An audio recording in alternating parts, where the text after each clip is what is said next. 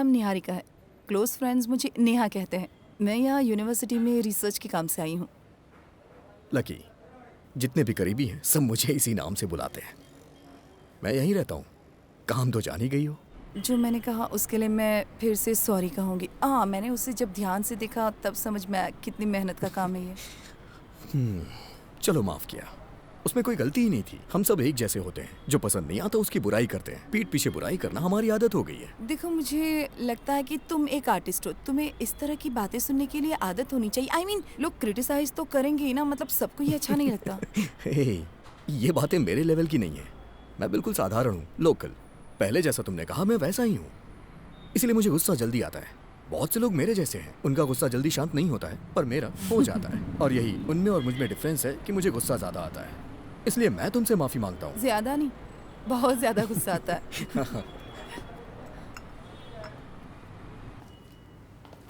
अच्छा, यहाँ से मुझे सिटी में जाने के लिए ऑटो या बस तो मिल जाएगी ना? हो तो तुम इस शहर की नहीं हो? हाँ, तो ये बताओ तुम्हें अपना स्टॉप पता है या नहीं? चलो कोई बात नहीं, वैसे मैं अभी फ्री हूँ। इस बार मैं तुम्हें ड्रॉप कर दूंगा। ओके। जहाँ जाना है वहाँ का एड्रेस तो है ना? हाँ, एड्रेस बैग में है।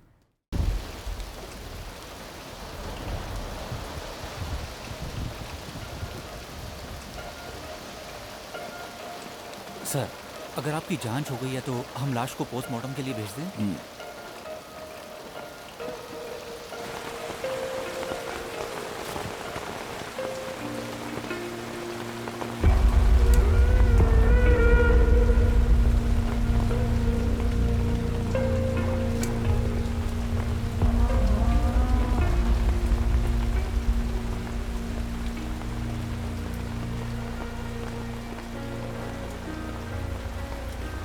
सर, ये मार्टिन और सलोमी हैं, इस घर के नौकर। इन्होंने पहले देखा सर। आप दोनों कुछ देर के लिए बाहर आ जाइए।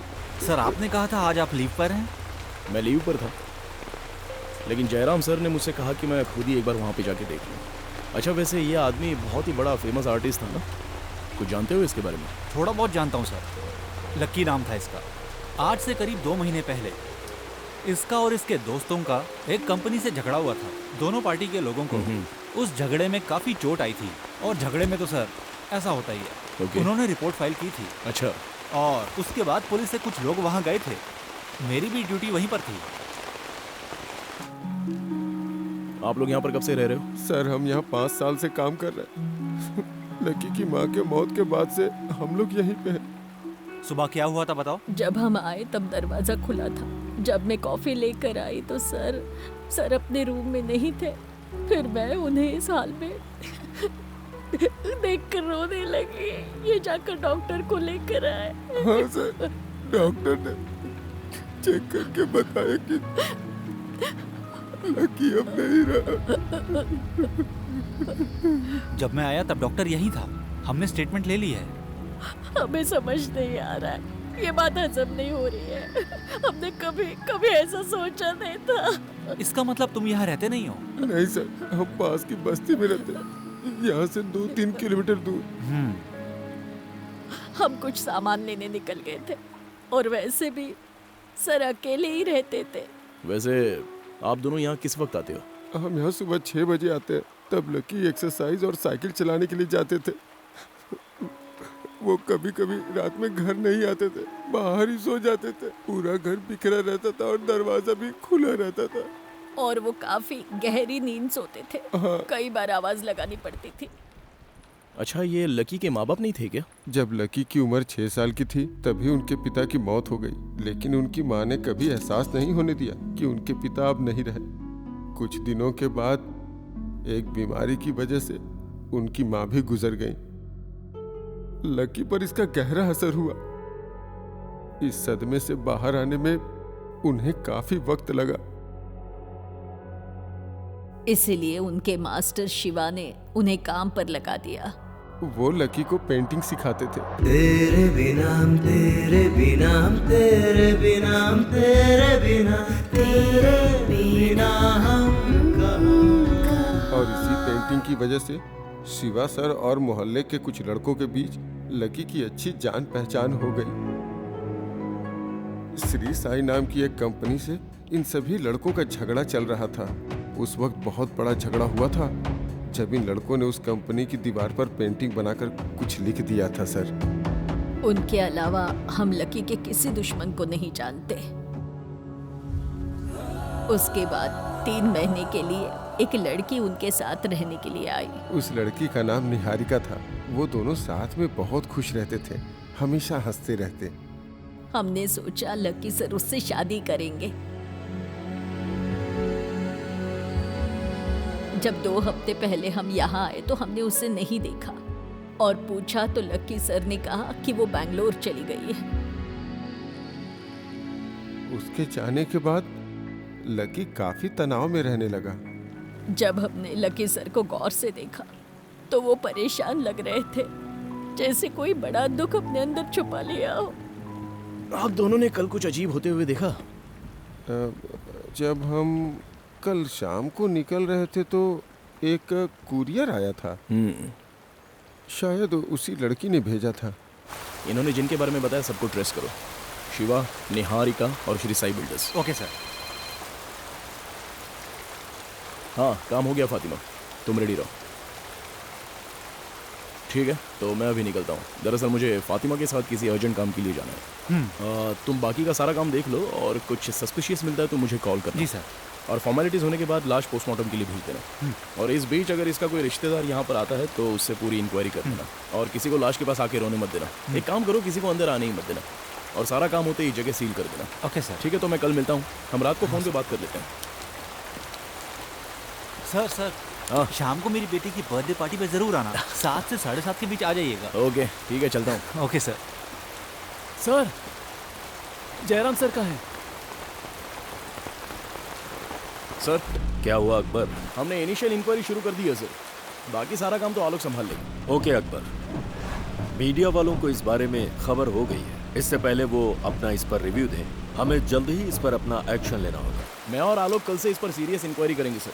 मुझे लगता है तब तक पोस्टमार्टम रिपोर्ट भी आ जाएगी। ठीक है, अभी तुम निकल सकते हो, मैं बाद में बात करता हूँ। ओके सर, रखता हूँ। एंटोनी भाई, एक काम करो, उनका स्टेटमेंट लेकर उनको यहाँ से जाना। Okay sir. ओके, चलता हूँ। सोच समझ कर ये डिसीजन ले रहे हो ना, क्योंकि डिवोर्स लेते वक्त तुम दोनों से पहला सवाल यही पूछा जाएगा। अगर कुछ चांस है तो हम आपस में बात करके सेटल कर लेंगे, पर तुम्हारे साथ तो ऐसी कोई बात है नहीं। एक बार फिर से सोच लो। ठीक है, अगर तुम नहीं चाहते तो मुझे कोई प्रॉब्लम नहीं है। नहीं मैडम, हमने डिसाइड कर लिया है। हम दोनों हमेशा अच्छे दोस्त बनकर रहेंगे। हमारे बीच कोई प्रॉब्लम नहीं होगी। डिवोर्स के बाद भी हमारी दोस्ती जारी रहेगी। फातिमा, फातिमा, तुम्हें कुछ नहीं कहना है? मैंने पहले ही कहा था, the decision is yours. Advocate की हैसियत से मैं समझा रही थी, पर एज ए गुड फ्रेंड अब डिवोर्स लेना बिल्कुल ठीक नहीं रहेगा।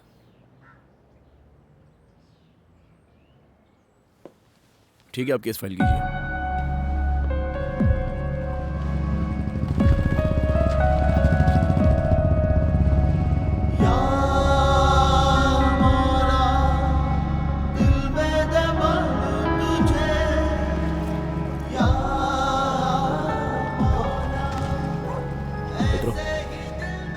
फातिमा, मुझे आने में देर हो जाएगी, तुम खाना खा के सो जाना।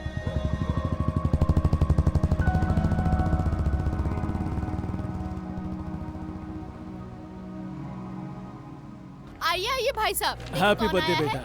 Thank you. भाई ये साहब, लो। Thank you. हाय। और कैसे हैं? इतनी देर से क्यों आए? थोड़ा काम था। हाँ हाँ, सही कह रहे हो। आपको शुगर तो नहीं है ना? मुझे तो नहीं है, पर अकबर को जरूर होगी। ये दिखता जवान है पर बुढ़ा हो गया है। फातिमा इनकी अच्छे से खबर लेगी। पापा के पास जाओ। हाँ बेटा, 2 क्यों 4 मिलेंगे आपको। बच्चे ही हमारी जिंदगी में बदलाव लाते हैं। अगर इन्होंने इस बच्ची को अडॉप्ट नहीं किया होता तो ये लोग आज तक डिप्रेशन की वजह से हॉस्पिटल्स के ही चक्कर लगाते रह जाते। जिंदगी में सिर्फ खून का रिश्ता मायने नहीं रखता। ये तीनों उसके एग्जाम्पल हैं। रिश्ते बनाने के लिए दिल में जगह होनी चाहिए। अपने खुद के बच्चे तो सभी को प्यारे लगते हैं सर। सही है, पर दूसरों को अपनाना आसान नहीं होता। Anyway, let's come to our topic. Alok ने ब्रीफ इंक्वायरी की है। इस केस में मिर्च मसाला लगाने के लिए मीडिया वाले कांटेक्ट कर रहे हैं। So what's your initial thought about it? अभी तक हम कुछ क्लैरिफाई नहीं कर पाए हैं। पोस्टमार्टम रिपोर्ट आने से पहले ही किसी भी कंक्लूजन पर बोलना सही नहीं होगा सर। मैंने भी उन लोगों से यही कहा। मैं यहाँ आ रहा था तो मेरी बेटी ने लकी के बारे में बताया। वो उसके एग्जीबिशन में वॉलंटियर थी। एग्जीबिशन में लकी ने कमाल का इंस्टॉलेशन किया था, लेकिन मुझे वहां पर शहर का कोई भी ऐसा शख्स नहीं दिखा जो थोड़ा बहुत नामचीन हो। लगता है उसकी लाइफस्टाइल कुछ अलग थी।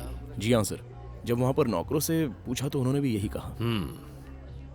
सबसे पहले ये खबर जिसे मिली और जिसने मुझे इन्फॉर्म किया वो मनोज है। कुछ दिन पहले लकी से मैं एक शादी के फंक्शन में मिला था। वहाँ उसके साथ एक लड़की भी थी।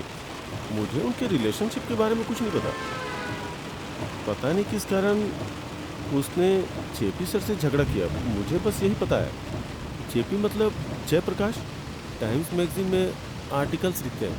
हाँ, वो काफ़ी फेमस राइटर है। उस दिन लकी ने उनसे झगड़ा किया और उनके ऊपर काफ़ी सारे आरोप भी लगाए। उसके बाद वो लड़की लकी को ज़बरदस्ती वहाँ से लेके चली गई। मुझे लगता है जेपी सर का कोई ना कोई कनेक्शन होगा। मुझे नहीं लगता कि इसकी वजह कोई रिवेंज है। अगर उसके नौकरों की माना जाए तो वो हमेशा अपनी दुनिया में ही बिजी रहता था। ये घटना बहुत ही अजीब परिस्थिति में हुई है।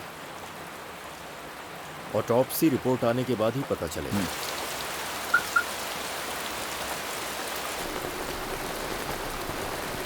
आओ बैठो। क्या sir? Just get inside. Sir,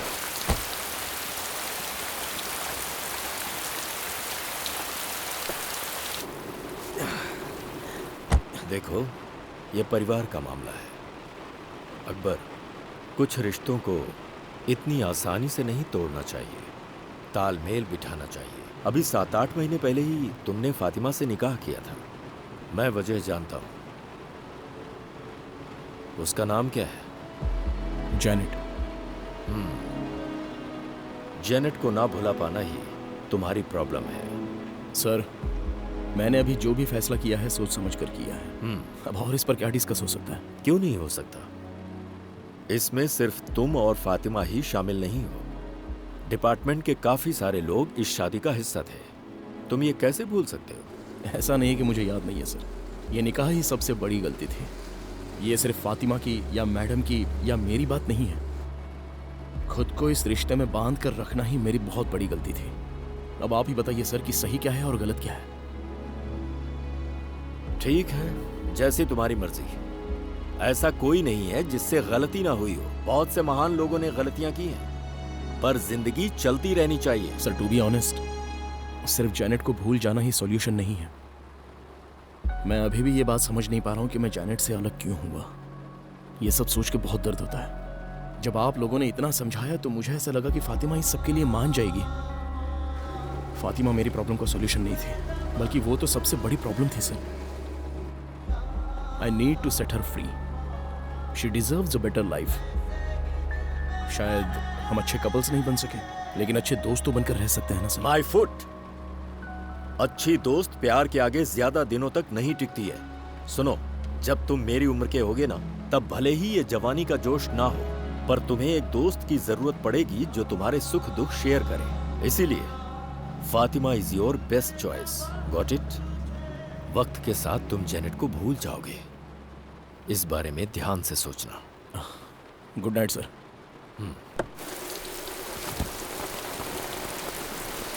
okay sir. Okay. Jairam sir ने कहा कि जेपी के बारे में पता लगा। Yes sir. वो शहर में है या नहीं ये देख लेना। ठीक है सर। और अगर वो यहाँ पर है तो हम उससे मिल लेते हैं। ओके। कल सुबह घर पे आ जाना मेरे। हाँ, ओके। बाय बेटा। बाय बोलो बेटा। बोलो। Very good. ठीक है, तो मैं चलता हूँ। जी सर।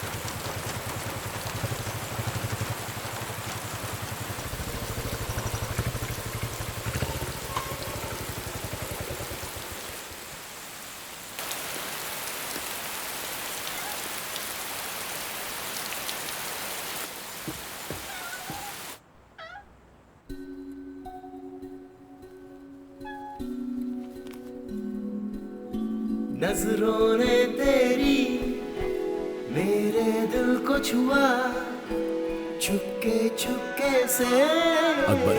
कब ये Janet. प्यार हुआ।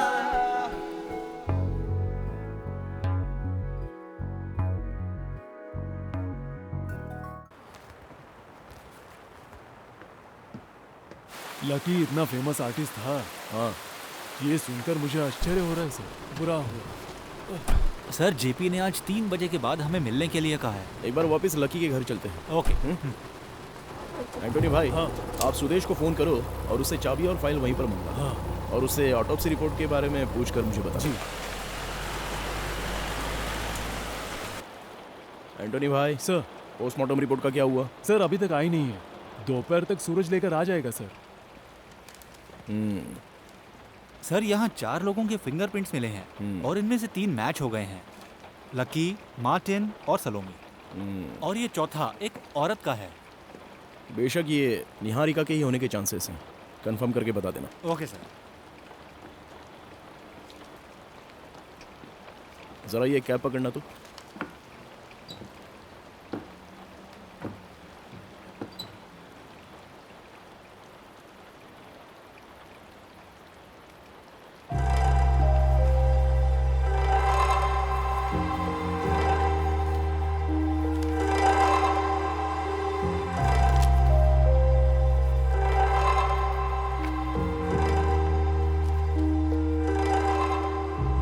आलोक, हाँ सर। मुझे लगता है ये उसकी डायरी है। मार्टिन के जाते वक्त ये कुरियर से आई थी। एक काम करो, इसे पैक करके रख दो और इस फाइल में केस की सारी डिटेल्स हैं। हाँ ठीक है सर। ऑफिस से फ़ोन है, जयराम सर ने सबको 12 बजे के बाद ऑफिस में बुलाया है सर, क्योंकि पोस्टमार्टम सर्जन वहीं आ रही है सर। अभी टाइम कितना हुआ है? अभी 11 बजे हैं सर। उनको बोल दो हम आ रहे हैं। हाँ सर। हेलो। अच्छा आलोक, हाँ सर। तुमने कहा था कि तुम्हारी मौजूदगी में लकी के साथ कुछ घटना हुई थी, क्या हुआ था बताओ? सर मुझे लगता है वो जरूर किसी फ्रॉड बाबा का केस रहा होगा। हाँ। कुछ लोगों ने उसे मारा था और उसे नंगा करके उसकी फोटो दीवारों पर चिपका दी थी उन्होंने, और उसके आदमियों को ये चीज बुरी लगी अच्छा ऐसा। और उन्होंने प्रॉब्लम खड़ी कर दी। हाँ सही है। और फिर उसके बाद कुछ नहीं हुआ क्या? उन दोनों ग्रुप में झगड़ा हुआ था और कुछ लोग घायल भी हुए थे। आपने कुछ कहा क्या? हाँ सर, उसके बाद वो कपड़े पहन के भाग गया था।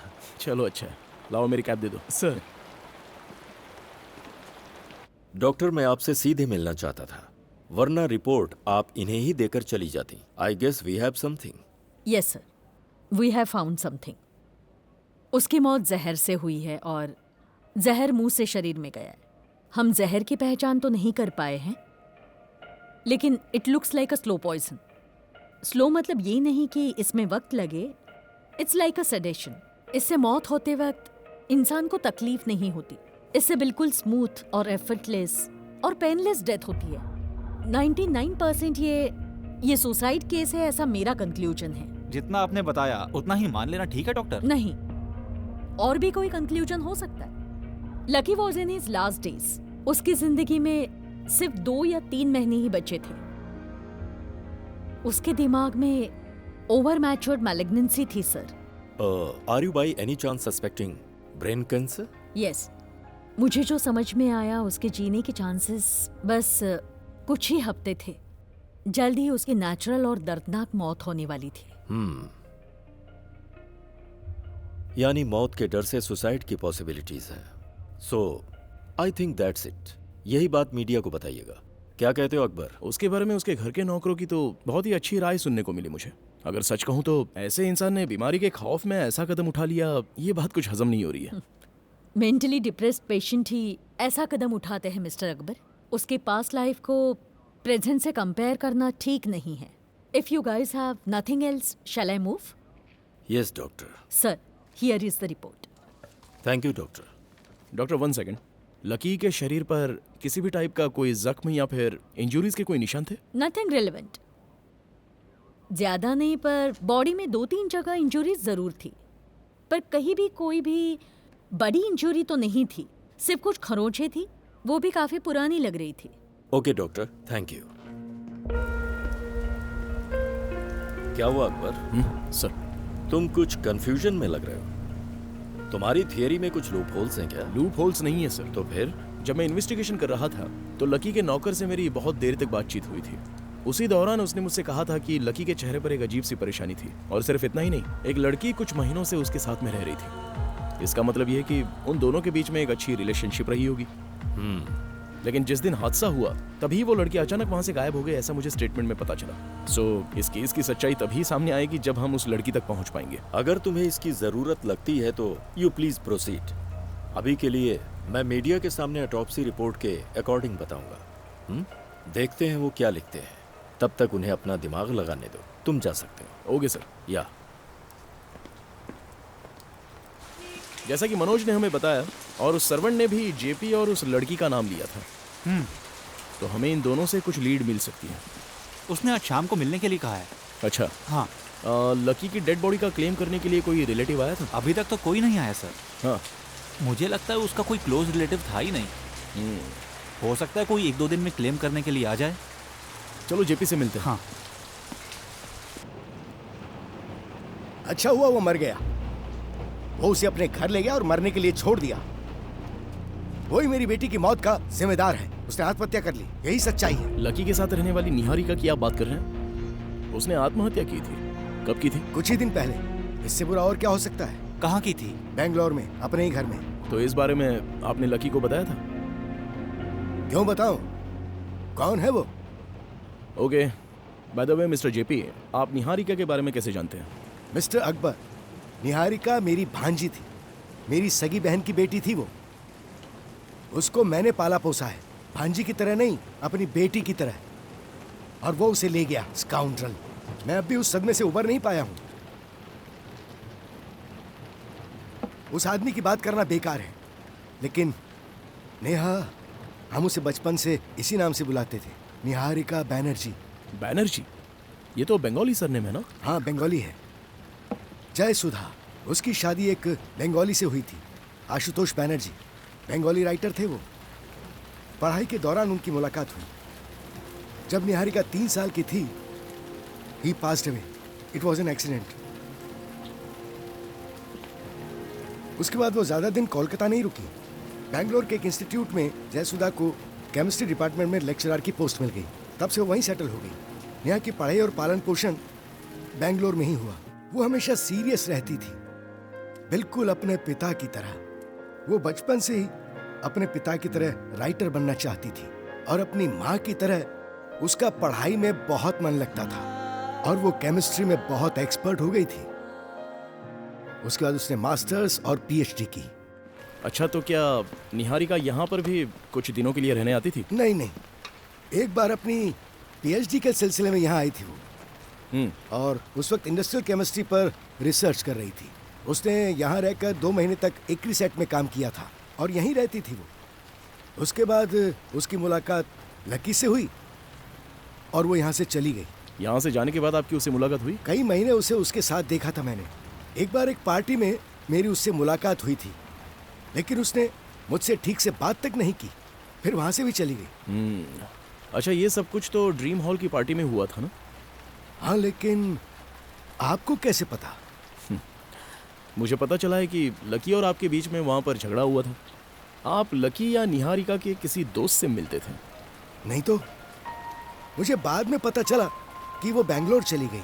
मुझे लगा उसे लकी की सच्चाई पता चल गई होगी, और सोचा कि अब वो कभी ऐसा दोबारा नहीं करेगी। उसके बाद उसने अपने आप को कमरे में बंद कर लिया, और आखिर में निहारिका ने सुसाइड कैसे किया था? जहर खाकर। वो उस दिन शाम तक अपने कमरे से बाहर ही नहीं निकली। पता चला वो डीप स्लीप पे थी। ये सब उस कमीने की वजह से हुआ। सर, नेहा को उसी ने मारा।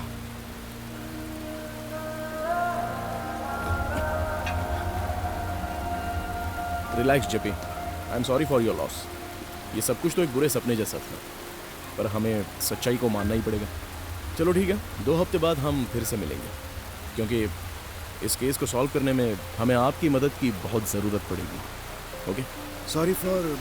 It's all right. चलो, थैंक यू।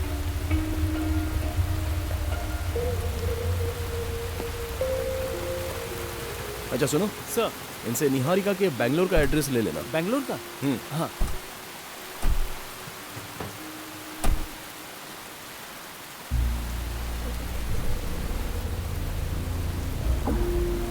मुझे लगता है हमें इस पर नजर रखनी चाहिए। बैंगलोर में तुम्हारा कुछ कनेक्शन है क्या? है सर। इस एड्रेस से बैंगलोर के पास के पुलिस स्टेशन को लोकेट करो। उनसे निहारिका की मौत के बारे में पता लगाओ। देखते हैं वो लोग इस मौत के बारे में क्या बताते हैं। Okay sir.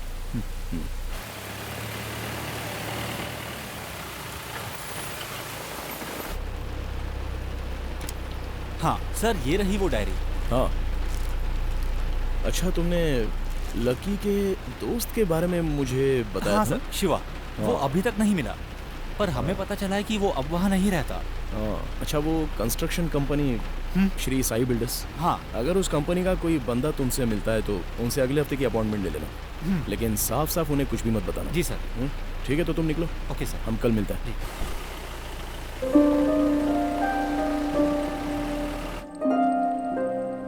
लगता है सर आ गए मैडम।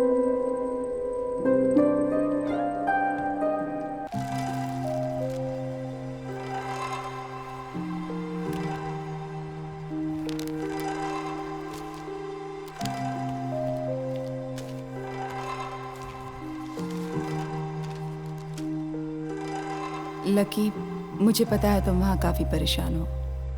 यहाँ मैं तुमसे 100 गुना ज़्यादा परेशान हूँ। तुमने मुझे अपने साथ नहीं रखा और मुझे यहाँ भेज दिया। चलो छोड़ो, इस लेटर के साथ ये डायरी भेज रही हूँ, शायद तुम्हें देखकर अच्छा लगे। तुम बिना मुझे बताए मेरी डायरी पढ़ना चाहते थे। आराम से पढ़ो। मैंने कहा था नहीं कि मैं ये डायरी तुम्हें तब दिखाऊंगी जब तुम इसे पढ़कर समझने के काबिल हो जाओ। हमारी मुलाकात एक झगड़े से हुई थी, तभी से मुझ में फीलिंग्स जाग उठी थी, पर मुझे नहीं लगा था कि ये सब ऐसे ख़त्म हो जाएगा। इसलिए ये लेटर भेज रही हूँ। इसमें छोटे मोटे झगड़े, प्यारी यादें और हमारे बीच जो कुछ भी हुआ सब है। इसे पढ़ने से पहले तुम अच्छे से आराम कर लेना, एक बार सब कुछ दोबारा पढ़ना। इसे पढ़ने के बाद तुम मुझे अपने पास पाओगे। तुम्हें ऐसे लगेगा जैसे मैं तुम्हारी यादों में हूँ। तुम्हारी निहारिका। लकी, तुम इतने शॉर्ट टेम्पर्ड क्यों हो? तुम एक आर्टिस्ट हो, तुम चीजों को शांति से सॉल्व कर सकते हो। गुस्सा क्यों करते हो? मुझे पता है तुम्हारा गुस्सा छूटा है, इसलिए ये ज्यादा वक्त नहीं रहता। मुझे लगता है हमारी फ्रेंडशिप काफी लंबी चलेगी। नेहा उधर देख। वो वाला? कितना सुंदर है ना? है तो। चलो वहाँ चलते हैं। तुम्हें समझ नहीं आता, आज संडे है और तुम मुझे ये सब बकवास चीजें दिखाने ले आई। तुमने तो कहा था कि घर पे बोर हो रही हो। शॉपिंग करने से अच्छा है कि हम यहाँ पे आ गए। अगर तुम्हें इंस्टॉलेशन पसंद नहीं आए तो चल के पेंटिंग देखते हैं, वो पसंद आएगी। रहने दो, ये पेंटिंग किसी को समझ में नहीं आने वाली। पेंटिंग, अरे बाप रे, ये क्या फालतूगिरी है। इन सब के बारे में ऐसा मत कहो, सबका अलग अलग मतलब होता है। मतलब इन्हें खूबसूरत सिनेरियो या हम जैसी खूबसूरत लड़कियों की पेंटिंग बनानी चाहिए। ये एक डिप्रेशन है, फटाफट बना दिया। मुझे तो इसमें बस यही सब दिख रहा है। क्या कहा? हाँ, फटाफट बन गया। तुम्हें पता है इसे बनाने में कितना समय लग गया? 2 महीने। 2 महीने लगे? और इसमें अब रहने भी दो बॉस, शौक पूरा करने के लिए तो 3 महीने भी लगा सकते थे। तुमने तो कहा था कोई ग्रेट आर्ट लवर है, इसमें ऐसा तो क्या ग्रेट लग रहा है तुम्हें? ये कोई चम्मच से खाना खाने जैसा नहीं है। इसके बारे में तभी पता चलेगा जब इसे दिल से देखा जाए। ये जगह कोई टाइम पास करने वाली या बकवास से कमेंट्स करने वाली नहीं है। हाँ तो बोर्ड लगाना चाहिए ना कि हम जैसे लोग यहाँ नहीं आ सकते। हाँ गलती हो गई, बोर्ड लगाना चाहिए था। हमें नहीं पता था कि यहाँ कोई भी मुंह उठा के आ जाता तो फिर तुमने ये शो यहाँ रखा ही क्यों? हाँ, पता जाओ नहीं ना, क्या समझता है। चल रहा बड़ा ग्रेट, किसी चीज का सेंस होता नहीं है। अरे लकी, तू वहाँ क्यों पंगे ले रहा है? देख यहाँ कुछ प्रॉब्लम हो गई है, मैं अभी जाके आता हूँ, तू यहीं रुकना। हुआ क्या चल रहा है? क्या हुआ?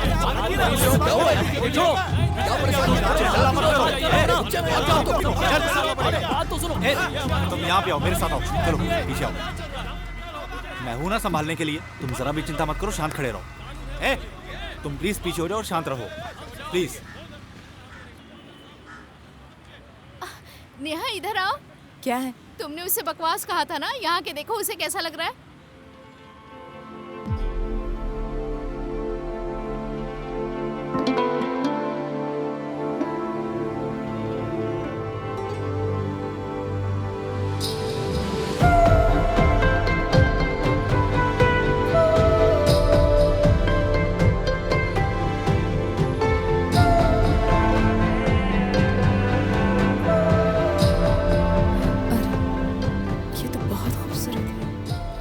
सोचे समझे कुछ नहीं कहना चाहिए। तुमने बहुत बड़ी गलती कर दी नेहा। मीना, तुमने देखा ना वो कितना घमंडी और गुस्से वाला है। उससे अपने टैलेंट पे ना कुछ ज्यादा ही घमंड है। अच्छा, तुम हार्ड वर्क करके रिसर्च मटेरियल तैयार करो और अपने प्रोफेसर को दिखाओ और वो कह दें कि ये सब बकवास है, तो तुम्हें कैसा लगेगा? सच बताना। ऐसा लगेगा जैसे मुझे मार डाला। सही कहा, उसे भी ऐसा ही लगा होगा। सॉरी बोलना होगा ना? हाँ, बोलना तो चाहिए, पर इस बार तुम उसके पास गई ना तो तुम्हें थप्पड़ मारेगा, तो मत जाना, समझ गई ना? हेलो, ए नेहा, हमें निकलना है, मेरी ट्रेन छूट जाएगी। सुनो, हम ना अगले हफ्ते मिलते हैं। अगर मैं उसे सॉरी नहीं बोलूँगी ना तो मुझे चैन नहीं मिलेगा। हम अगले हफ्ते मिलते हैं। Okay, bye. पक्का, बाय बाय। हमें उन्हें इतनी आसानी से नहीं छोड़ना चाहिए था। तुम लोगों ने मुझे सपोर्ट क्यों नहीं किया? तुम कभी भी कुछ बात करते हैं। ऐसा करके क्या फायदा? अरे लकी, अच्छा ठीक है, मैं निकलता हूँ। अरे हटना यार। Excuse me. सुनो, क्या चाहिए तुम्हें अभी?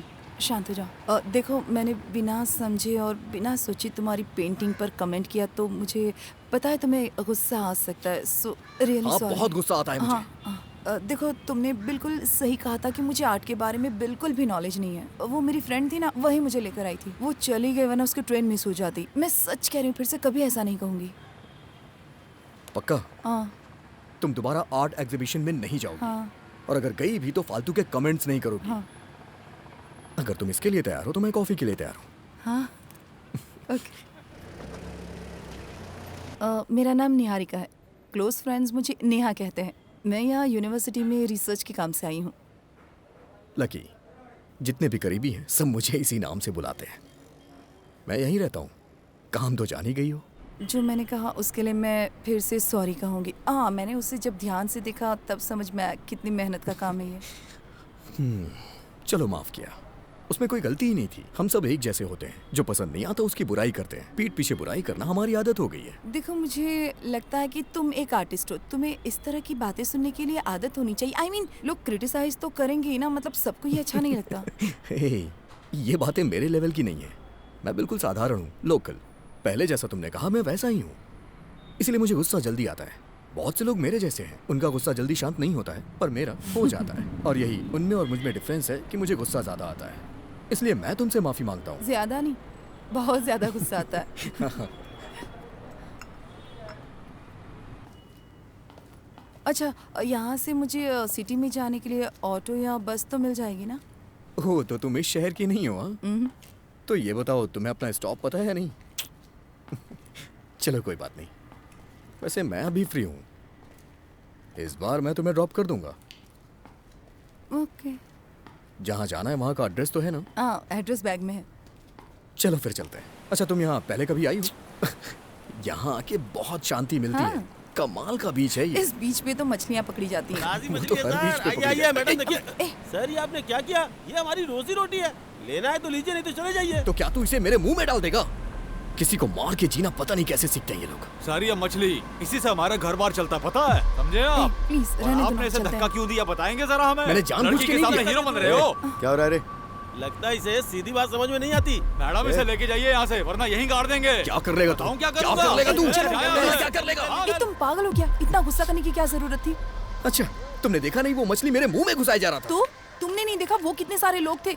तुम्हें वहाँ ये सब करने की कोई जरूरत नहीं थी। अगर मैंने ऐसा किया तो फिर वो क्या कर रहा था? अरे तुम अपनी बात करो ना। बैठो। शे।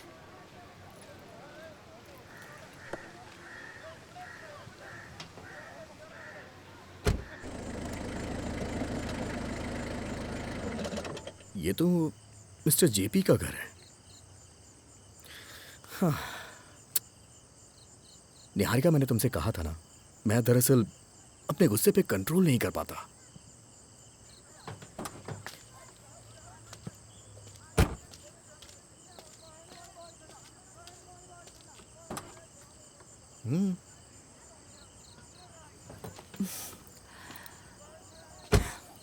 अब जाऊं? Okay, bye. ओके। नेहा, ये बैंगलोर नहीं है। यहाँ इस शहर में ये सब नहीं चलता है। ये कोई धर्मशाला नहीं है जहाँ तुम अपनी मर्जी से आ जा सकती हो। ये मेरा पर्सनल मामला है। मैं तुम्हारे मामले में दखल नहीं दूंगा। पर जब तक तुम इस घर में हो तब तक तुम मेरी जिम्मेदारी हो। ऐसा ही चलता रहा तो मुझे तुम्हारी मॉम से बात करनी पड़ेगी। मुझे भी मॉम से बहुत सारी बातें करनी है, पता है आपको। बिना मतलब बात को बढ़ाइए मत। आपको पता है ना, मैं सारी बातों को भुलाकर यहाँ पर रहने आई हूँ, वो भी मॉम के कहने पर। जैसी अच्छी जगह मिल जाएगी मैं तुरंत यहाँ से चली जाऊंगी। तब तक मेरे मामलों में बीच में मत आइए। नेहा, से चिल्लाते कितना है।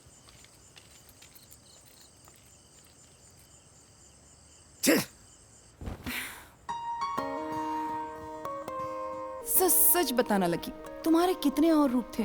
जब मैं पहली बार तुमसे मिली तुम कितने गुस्सैल इंसान थे और बाद में बिल्कुल सीरियस हो गए, और अब तो पूरी कहानी ही बदल चुकी है।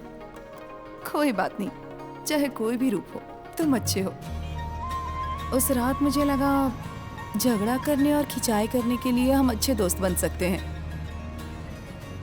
पर अब मुझे लगता है तुम पूरी जिंदगी मेरे साथ रहकर मुझे सही रास्ता दिखाओ। तो क्या कहते हो, मेरा साथ दोगे ना? एक बात कहूं, तुम चाहे कितनी भी कोशिश कर लो, मैं आसानी से नहीं मानूंगी। ये जगह भी एक छोटा सा एग्जीबिशन लगती है। अब मैं अंदर आ जाऊं या तुम मुझे ऐसे ही घूरते रहोगे? तुम यहाँ आराम से आ सकती हो, बस यहाँ की चीजों पे कमेंट्स मत करना। यहाँ का एड्रेस किसने दिया तुम्हें? दरअसल मुझे एक पेंटिंग चाहिए थी। उस दिन वो मेरी फ्रेंड थी ना, वो मुझे सारा दिन डांटती रही और झगड़ा करती रही, इसलिए मैं यहाँ आई हूँ। अभी उसका बर्थडे आ रहा है तो मैंने सोचा कि उसे गिफ्ट में एक अच्छी सी पेंटिंग दी जाए। काफी लोगों से पूछा तो यहाँ का एड्रेस मिला और यहाँ आकर पता चला तुम तो इंटरनेशनल आर्टिस्ट हो। पहले सोचा वापस लौट जाती हूँ, फिर लगा एक ऑटोग्राफ तो ले ही सकती हूँ। अच्छी बात है। वैसे गलती हो जाने के बाद उसे सुधारा नहीं जा सकता है। समझ में आई बात तुम्हारे? ओके। यहाँ आने में तुमने बड़ा रिस्क ले लिया है। हाँ। लड़कियों की नजर में एक आर्टिस्ट की इमेज बहुत खराब होती है, खास करके अगर वो लड़की स्मार्ट हो, खूबसूरत हो और अकेली हो तो खतरा ज्यादा बढ़ जाता है। तुम्हारे बारे में सब कुछ जानकर ही तो मैं यहाँ आई हूँ। उस रात तुमने मुझे ड्रॉप किया था ना, उसके बाद मेरे मामा लगातार तुम्हारी बुराई कर रहे हैं। कम से कम 10 लेक्चर सुना दिए होंगे। कौन? जेपी? उन्हें तो सब अच्छा कहते हैं। शायद। यहाँ पर तो सभी कहते हैं कि वो बहुत ही शानदार राइटर हैं। उनकी राइटिंग में जादू है, वो दूसरों से बिल्कुल अलग लिखते हैं।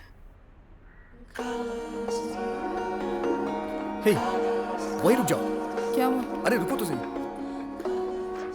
क्या? एक मिनट। क्या बात है? अभी तो मैंने शुरुआत की है यार। ओके। यही रुकना, यही खड़ी रहना, बस ऐसे ही। हाँ,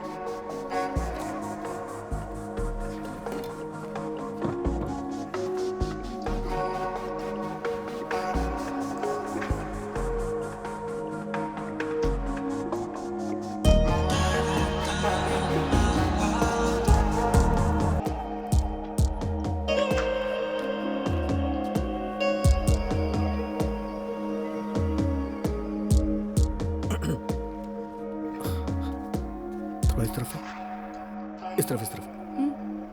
अरे यार, पेंट लग गया था। हाथ इस तरफ। परफेक्ट।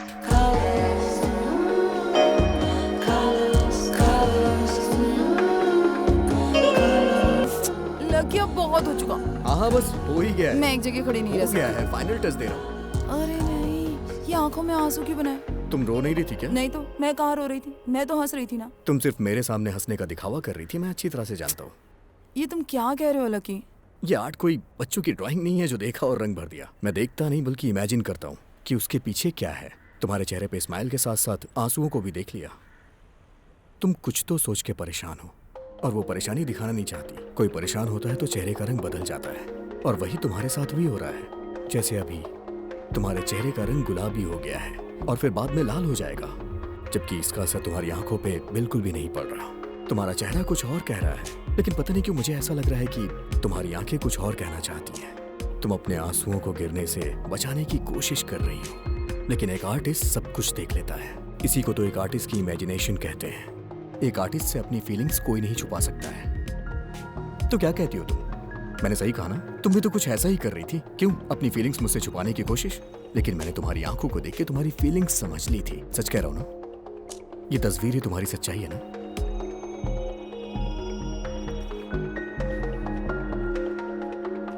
तुम सच्चाई मान क्यों नहीं लेती?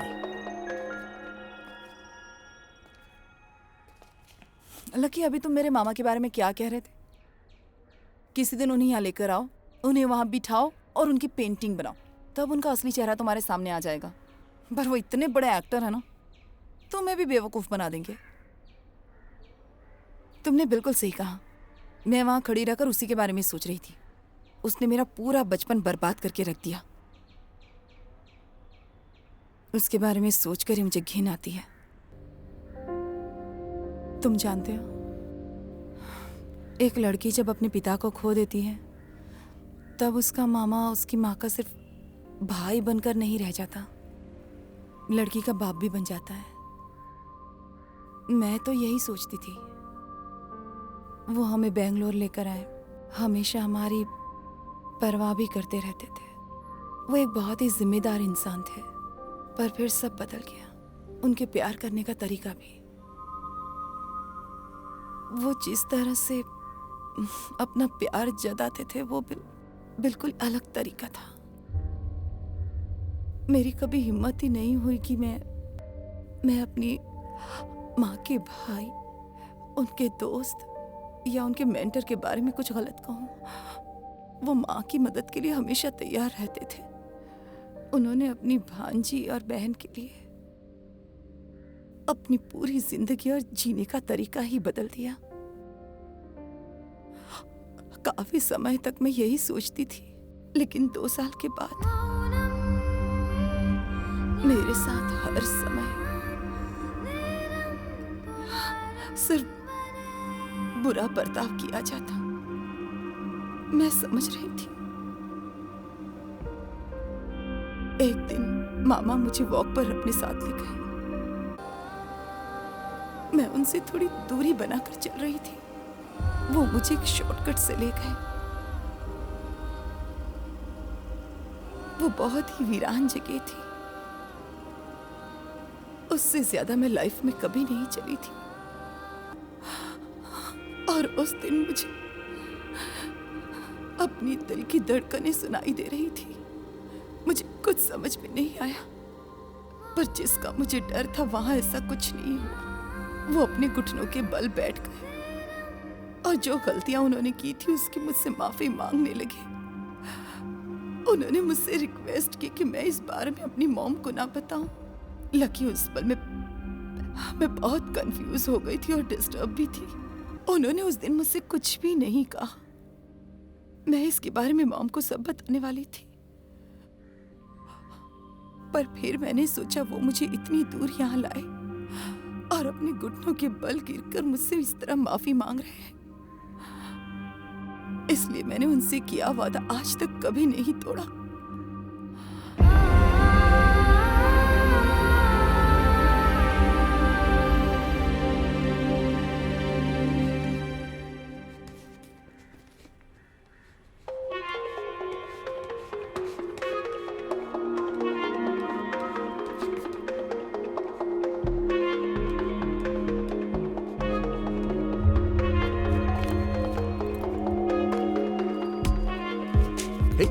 निहारिका, निहारिका रुको तो, लकी, हटो। रुको। मुझे जाना है। तुम चली जाना, लेकिन एक बार मेरे साथ अंदर चलो। मैं वहाँ क्या करूंगी? तुम्हें मेरी फीलिंग से कोई मतलब है क्या? मैंने यहाँ आने के लिए कितनी मुसीबतें झेली हैं। तुम नहीं जानते कि मैंने ये सारी बातें सिर्फ और सिर्फ तुमसे ही क्यों शेयर की हैं। मुझे इन सब बारे में नहीं पता है, लेकिन एक बार तुम मेरे साथ अंदर चलो। आओ। लकी, छोड़ो मुझे। आओ तो सही। छोड़ो लकी। आओ ना। अरे देखो, तुमने अपने बारे में जो भी बताया उस बारे में मुझे नहीं पता कि मैं क्या कहूँ। तुम तो जानती हो कि मुझे सिर्फ एक ही भाषा आती है, ये। मैंने तुम्हारी हर बात सुनी। उसने तुम्हें इसलिए डराया क्योंकि तुम उससे डरा करती थी, लेकिन अब तुम आजाद हो।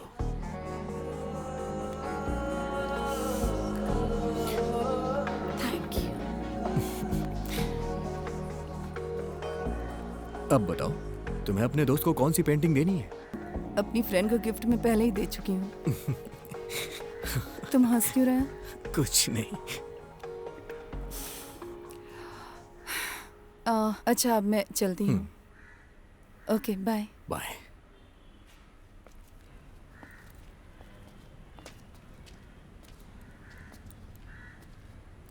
सुनो, तुम्हें अब वहां रह के परेशान होने की जरूरत नहीं है। तुम कभी भी अपना बैग लेकर यहाँ आ सकती हो। यहाँ के कमरों में ताले लगे हुए हैं। हाँ, मैं सोचूंगी। अगर तुम्हें अकेले सोने में डर लगे तो मैं साथ सो जाऊंगा। I don't mind. कहाँ ना सोचूंगी। अगर तुम मुझे वहाँ रहने का ऑफर नहीं देते तो मैं वहाँ कभी नहीं आती। पर जैसे तुम्हें पता है कि मैं वहाँ पल पल घुट रही थी, वो बिना रीज़न मुझसे सवाल जवाब किया करते थे, इसलिए मैं उस घर से निकल गई। उनके कॉन्टेक्ट्स की वजह से किसी होटल में रहने के लिए सेफ फील नहीं हो रहा था। तब मैंने तुम्हारे ऑफर के बारे में सोचा और मैं अपना सामान लेकर तुम्हारे पास पहुंच गई। मुझे पता था तुम्हें बहुत खुशी होगी और मैं भी जानती थी मेरे लिए भी यही अच्छा होगा। अंकल, मैंने आपको कितनी बार समझाया कि मेरे सामान इधर उधर मत रखा करिए। आपको ऐसा करने में मजा क्या आता है? मैं वापस वही रख मैंने देती कुछ हूँ नहीं बेटा। किया। आप ही इन्हें समझाइए, मेरे कहने पे नहीं समझते। हे, आओ ना। ये कितनी बार समझाओ, तुम्हें वापस रखो आप। मैंने क्या किया? चलो इधर ही रख देता हूँ। हाँ ठीक है। कौन है ये लड़की? मुझे क्या पता? मुझे क्या पता है? सी, यहाँ की सारी चीजें मेरी कंट्रोल में हैं। मैं जो जब चाहूँ वो आसानी से ले सकता हूँ। यहाँ कोई भी चीज ढूंढना मेरे लिए मुश्किल नहीं है। बताइए मैडम, आपको क्या चाहिए? एक काम करिए मैडम, आप मुझसे मुझे कुछ मांगिए। नहीं चाहिए। नहीं मैडम, कुछ मांगिए ना please. Paint brush, paint brush, scissors, scissors, छोटी वाली या बड़ी वाली? मीडियम। मीडियम। वॉलेट कहाँ है? वॉलेट तो यहाँ पड़ा है। पेन? यहाँ पेन का यूज कोई नहीं करता, इसलिए पेन नहीं मिलेगी। हम यहाँ पेंसिल यूज करते हैं। पेंसिल से लिखेंगे तो उसे मिटा भी तो सकते हैं। हाय। अरे ये रही पेन। अरे मिस्टर शिवा सर, अब तक कहाँ गए थे? मैं टूर पर था। वैसे यहाँ चल क्या रहा है? नए चेहरे दिख रहे हैं। हेलो, कौन है ये? अभी मिलाता हूँ। ये है निहारिका। हाँ। सिर्फ निहारिका नहीं, निहारिका बैनर्जी। लेकिन जो लोग इनके क्लोज होते हैं वही इनको नेहा बुला सकते हैं। अच्छा। दरअसल ये यहाँ यूनिवर्सिटी में रिसर्च करने के लिए आई हैं। अच्छा अच्छा। नहीं, वो मेरा पेन। हाँ। अरे इनसे तो मैंने आपको मिलवाया ही नहीं। ये है मिस्टर मार्टिन, मैं इन्हें अंकल कहता हूँ, और ये सबसे अलग है। पूरा घर इन्हीं के कंट्रोल में रहता है। वो आवाज सुनी? सलोमी आंटी। सलोमी आंटी अंकल की धर्मपत्नी है। अच्छा लकी, तुम उसके बारे में बोल रहे हो? उन्हीं के बारे में। हाँ। और ये हैं मिस्टर शिवशंकर, हाय। आर्टिस्ट, राइटर, ट्रैवलर, कुछ भी कह सकते हैं। सच कहूँ तो ये मेरे गुरुजी हैं। सब कुछ मैंने इन्हीं से सीखा है। ये ज्यादा हो गया। ये सब कुछ मैं अपनी जीविका चलाने के लिए करता हूँ। सलोमी जी, हाँ जी। कॉफी पियोगी ना? 2 कॉफी। आपका घर कहाँ है? बैंगलोर में। कब से जानती हैं आप इसे? ज्यादा नहीं, बस 2 हफ्तों से। हाँ। अगर देखा जाए तो इसकी जिंदगी में मुझे लेकर पूरे 10 लोग आ चुके हैं। हाँ हाँ हाँ, लेकिन सबसे ज्यादा क्लोज मैं ही रहा हूं इसके। सालों से अपनी दोस्ती है।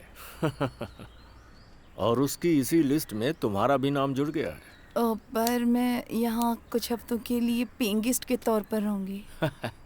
तुम सिर्फ पेइंग गेस्ट ही नहीं, उसकी जिंदगी में और भी कुछ हो। उसने जरूर तुम्हारे बारे में कुछ सोच रखा होगा। मैं उसे बचपन से जानता हूँ।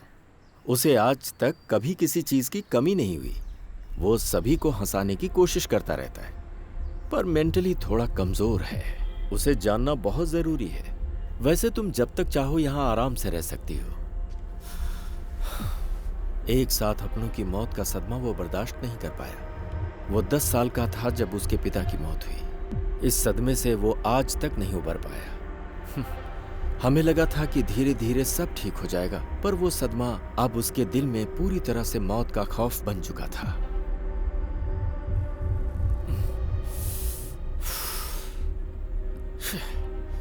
एक चींटी की मौत भी वो बर्दाश्त नहीं कर सकता था। इतना डिस्टर्ब हो गया था। उस वक्त उसे कोई भी देखता तो उसे पागल ही समझता। लेकिन इस बीच उसकी माँ ने उसे बहुत सहारा दिया। यही वो घर है जहां दोनों माँ बेटे रहते थे। धीरे धीरे इसकी हालत सुधरने भी लगी थी, लेकिन फिर अचानक 2 महीने बाद ही उसकी माँ की बीमारी से मौत हो गई। अब वो एक बार फिर से बेसहारा हो चुका था। उसकी माँ की मौत उसकी जिंदगी का दूसरा बड़ा सदमा था। फिर हम उसे साइकोलॉजिस्ट के पास ले गए, काउंसलिंग करवाई और काफी दिनों तक उसकी दवाएं चलती रहीं। पर इन सदमों ने उसकी जिंदगी को बदल दिया। भले ही उसने कई सदमे झेले हों, पर उसने खुद को संभाल लिया है। आज वो अपने अतीत को भुलाकर एक बेहतरीन इंटरनेशनल आर्टिस्ट बन चुका है। आप लोग अपने डिस्कशन को 5 मिनट के लिए रोक दीजिए, क्योंकि मैं कॉफी ला रहा हूँ। कॉफी पीने के बाद आप लोग कंटिन्यू करिएगा। लीजिए कॉफी पीजिए। Coffee is caffeine, caffeine is creativity. अच्छा, ये बात किसने कही थी? तुमने। हाँ करेक्ट, मैंने ही कही थी। हाँ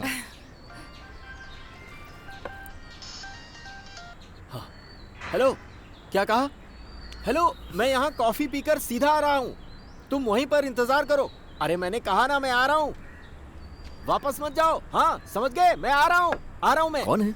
अरे मेरा ड्राइवर है, मुझे छोड़ने आया था, अब वो जा रहा है। ड्राइवर? कब से? अरे जल्दी ही रखा है। मैं इसे ले जा रहा हूँ। हाँ बाय बेटा, मिलता हूँ। बहुत अच्छी लड़की है, इससे झगड़ना मैं मत। उसके साथ अच्छे से रहूंगा, आप परेशान मत होइए। ओह संभालना। हाँ। तो ये है आपका ड्राइवर। लगता है तू बहुत जल्दी में है। अंदर क्यों नहीं आया तू? कुछ नहीं, ऐसे ही। कुछ नहीं? ये तुमसे किसी बात पर नाराज है। तुम साथ आ रहे हो या नहीं? अरे मैं यहीं तो हूँ। मुझसे नाराज क्यों है तू? अरे, आखिर बात क्या है ये तो बता। बोला ना कोई बात नहीं। तो फिर तू अंदर क्यों नहीं आया? लो, टूर प्रोग्राम तुमने ही तो बनाया था, तुम भूल गए, इसीलिए ये नाराज है। अच्छा ये बात है। और नहीं तो क्या, हमने इंडिया टूर प्रोग्राम अरेंज करके म्यूजिक बैंड बुक किया और हमने कितनी प्रैक्टिस की। क्या इसने और इसकी दोस्त ने देखा कि कहाँ जाना है, कैसे जाना है और कब जाना है? क्या ये गलत नहीं है? नहीं देखा तो क्या हुआ? कुछ नहीं हुआ। तुम आ रहे हो नहीं? अरे आ रहा हूँ ना। मेरी बात सुन सूरज, जहाँ तक मैं जानता हूँ ये तेरी जिंदगी का पहला टूर है ना? हाँ। है ना? तूने अपनी जिंदगी में कभी ट्रेन या बस के जनरल कंपार्टमेंट में परफॉर्म किया है? नहीं किया। अबे तो ऐसे मुंह फुलाने से क्या फायदा? अरे बोला ना नहीं किया है। तुमको तो ये पता है ना, इस तरह की टूर पे जाने के लिए कितनी मुश्किल होती है। 8 बजे का शो है, जाके तैयारियां भी करनी है, पर इससे तो कोई परवाह है ही नहीं ना। सब तो मेरे ऊपर आएगा, तुम पर थोड़ी आएगा। जनरल कंपार्टमेंट से मेरे दिमाग में एक आइडिया है। इसके साथ हम जनरल कंपार्टमेंट में आसानी से जा सकते हैं। इसके साथ ट्रेन में गाना गाएंगे, इसमें बहुत फायदा है, इससे हम काफी पैसे कमा सकते हैं। इसके बारे में आप लोग लाओ चाबी दो। ये वाला आइडिया तेरा मस्त है। तुम आ रहे हो या मैं जाऊं? अरे बस बैठ गया। अबे आराम से स्टार्ट कर, आराम से करेगा तो स्टार्ट हो जाएगी। इतना टेंशन क्यों ले रहा है यार? आराम से किक मार यार, क्या कर रहा है? आराम से कर। हमें तेरी कोई जरूरत नहीं पड़ेगी, समझा? हाँ हाँ। धोखेबाज। बाय। कॉफी खत्म हो गई तुम्हारी? हाँ। आओ। उस बात में इतनी आर्गुमेंट करने की क्या जरूरत थी? आराम से बात कर सकते थे ना? हाँ, जो भी काम आज तुमने किया मुझे बिल्कुल पसंद नहीं आया। तुम बिना सोचे समझे कुछ भी बोल देते हो। तुमने कहा था कि वो सब सामान कोई चीज नहीं है। तुम पेंसिल अपने कानों में लगा कर रखते हो और फिर उसी से पेज पलटते हो। कितना डिस्गस्टिंग है। इंसान में टैलेंट होना चाहिए, लेकिन उसमें इस तरह का ईगो नहीं होना चाहिए। और कितना टाइम लगेगा बेटा? बस हो गया है मौसी, थोड़ा और। लगता है इसे बनाना ही नहीं आता, इसलिए देर लग रही है। हाँ। अच्छा ये बताइए, आपका पोता कहाँ है? कहीं काम पर गया है, आता ही होगा। हाँ मौसी बताइए कैसी है? शक्ल तो उनके जैसी नहीं है, लगता है तुमने किसी और को बना दिया। ये आपके ही पति हैं। 15 साल पुरानी फोटो है ये उनकी, शायद इसीलिए आप इन्हें पहचान नहीं पा रही हैं। ध्यान से देखिए, है ना? बड़े हो गए होंगे। हाँ, अगर आप कहिए तो और जवान बना दूं। यही रुकना, कुछ खाने के लिए लाती हूँ। हाँ। लकी आखिर तुम कर क्या रहे हो? तुमने देखा नहीं क्या? हाँ, कैसी अजीब अजीब हरकतें करते हो। क्यों? मैं तो आर्ट बना रहा हूँ ना। अरे वो नहीं, पेंसिल कान में घुमाते रहते हो। पेंसिल से भी प्रॉब्लम है इन्हें। अरे यार, कान में खुजली हो रही थी इसीलिए मैंने डाला था इसे। इस पेंसिल से तुम स्केच बनाते हो, तुम्हें इसकी इज्जत करनी चाहिए, रिस्पेक्ट करनी चाहिए। तुम्हें इसकी इज्जत करनी चाहिए कि नहीं? अगर तुम मेरे आर्ट वर्क के बारे में बात करोगी तो मुझे समझ में आएगा। अब तुम ये कहो कि पेंसिल, कैनवस, ब्रश, इन सब की इंसानों की तरह इज्जत करो, तो ये मुझसे नहीं होने वाला है। अच्छा सुनो, फॉर एग्जाम्पल तुम्हारे हाथ में ये जो किताब है, ये सिर्फ किताब है ना। अब तुम इसे भगवान समझो तो गलत है ना ये। Of course not. देखो, किताबों से हम काफ़ी कुछ सीख सकते हैं। किताबें लाइफ बनाती हैं और बिगाड़ती भी हैं। नहीं, मैं भी तो देखूं इस किताब में कहाँ लिखी है इस तरह की बातें। क्या कर रहे हो? थूक क्यों लगा रहे हो पेज पे? थूक लगाए बगैर पेज को कैसे पलटेंगे? मुझे यही करना आता है और सब लोग यही करते हैं। सच कहूं तो मेरे पिताजी ने ऐसा किया होगा, मेरे पिताजी के पिताजी ने ऐसा किया होगा, उनके भी पिताजी ने ऐसा ही किया होगा। अगर मैं आज इस तरह से कर रहा हूँ तो कल को जो मेरा बच्चा पैदा होगा वो भी थूक लगा के इसी तरह से किताबें पलटेगा। हाँ, समझ गई। मेरे समझाने का कोई फायदा नहीं। तुम्हारे सामने ना किसी की कुछ भी नहीं चलने वाली। जो करना है तो अब तुम्हें थूक लगाने से कोई प्रॉब्लम नहीं है ना? बस हो गया ना। ये लो, ये बताओ थूक लगाने से प्रॉब्लम क्या है? नहीं, इस थूक से प्रॉब्लम क्या है? नहीं बताओ ना क्या प्रॉब्लम है, बताओ बताओ। अरे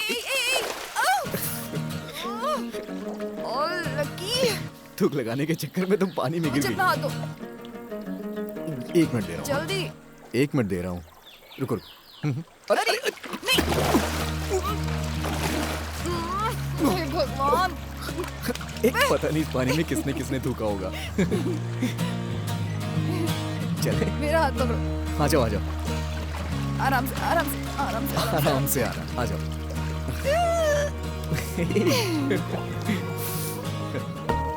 एक बार मैंने ऐसे ही सड़क पर छोटे छोटे बच्चों के साथ कोलकाता की सड़कों पर बहुत एंजॉय किया था। मेरे बचपन की कुछ प्यारी यादें हैं, बहुत मिस करती हूँ। लगता था जिंदगी की गाड़ी कहीं रुक गई, वो अचानक से फिर से चल पड़ी है। Thank you. वेलकम। नहीं चाहिए।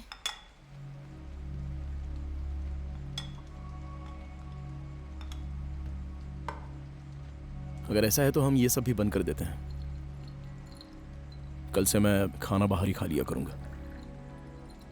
अब मैंने ऐसा क्या कर दिया? जानकी, जाके मेरे रूम की खिड़की बंद कर दो। फातिमा, तुम बहुत ज्यादा बदल रही हो। हमने तो अच्छे दोस्त की तरह अलग होने का फैसला किया है ना। तुम्हें बताने के बाद ही मैंने सारे पेपर्स फाइल किए थे, लेकिन तब से तुम कुछ अलग ही बर्ताव कर रही हो। देखो ना, कितने दिन बीत गए हैं, तुमने मेरी आंखों में आंखें डालकर ठीक से बात भी नहीं की। फातिमा, मैंने तुमसे कोई बात नहीं छुपाई है, और शादी से पहले तुम्हें सब कुछ बता भी दिया था, मेरी जिंदगी में क्या क्या हुआ था, सब कुछ। और यह भी कहा था कि हमारी मैरिड लाइफ अच्छी नहीं होगी। तुम्हारे साथ शादी के लिए हाँ कहना ही बड़ी गलती थी मेरी। मैंने कहा भी था कि अलग होना ही हम दोनों के लिए अच्छा रहेगा। मेरे लिए अच्छा रहेगा? दिल से कहो कि ये सब तुम मेरे अच्छे के लिए ही कर रहे हो। मैंने सिर्फ तुम्हारे लिए ही उन पेपर्स पे साइन किया था। मुझे लगा कि तुम्हें खुशी होगी। तुमने जो कहा सही है। तुमने मुझसे कभी कुछ नहीं छुपाया। मैंने चैलेंज समझ के तुम्हारे साथ निकाह के लिए हाँ कर दी। तब मुझे लग रहा था कि मैं तुम्हें बदल दूंगी, पर मैं ऐसा नहीं कर पाई क्योंकि तुम बदलना ही नहीं चाहते। मेरी सोच ही गलत थी। हम यहाँ वो बिल्ली और फोटोज लेकर आए ताकि तुम्हारी यादें तुम्हारे साथ हो। अकबर, तुम अपनी पुरानी यादों के साथ ही जीना चाहते हो और मेरे यहाँ रहने से तुम्हें तकलीफ होती है। तभी तो तुम मुझे तलाक देना चाहते हो ना अकबर। इसलिए मैं भी तुम्हारी मदद कर रही हूँ।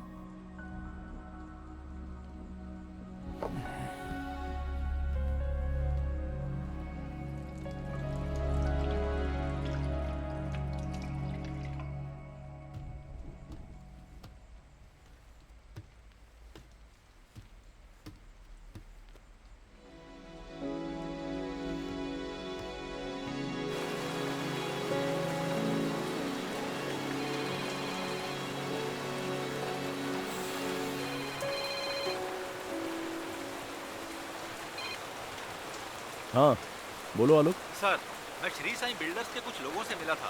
उनकी एमडी सिर्फ आज रात ही शहर में है। वो कल दुबई के लिए निकल रही हैं और वो कम से कम 2 हफ्ते बाद वहाँ से लौटेंगी। अभी वो अपने गेस्ट हाउस में ही हैं। उन्होंने कहा अगर काफी अर्जेंट है तो आज मिल लेते। हम आज ही उससे मिलेंगे। मैं बस 10 मिनट में रेडी हो जाऊंगा। Okay sir.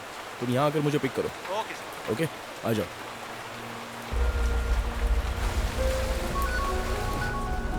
सर, मैथ्यूज है, कर्नाटका पुलिस से। लाउड स्पीकर पे डालना। हेलो। हेलो आलोक, जिस केस के बारे में तुमने बताया था मैंने इंक्वायरी की है। वो एक सुसाइड था। स्टेटमेंट में लिखा है कि जब पुलिस रूम में गई थी तो उसकी मौत हो चुकी थी। पोस्टमार्टम रिपोर्ट में था किसी कंपाउंड पॉइजन की वजह से मौत हुई है।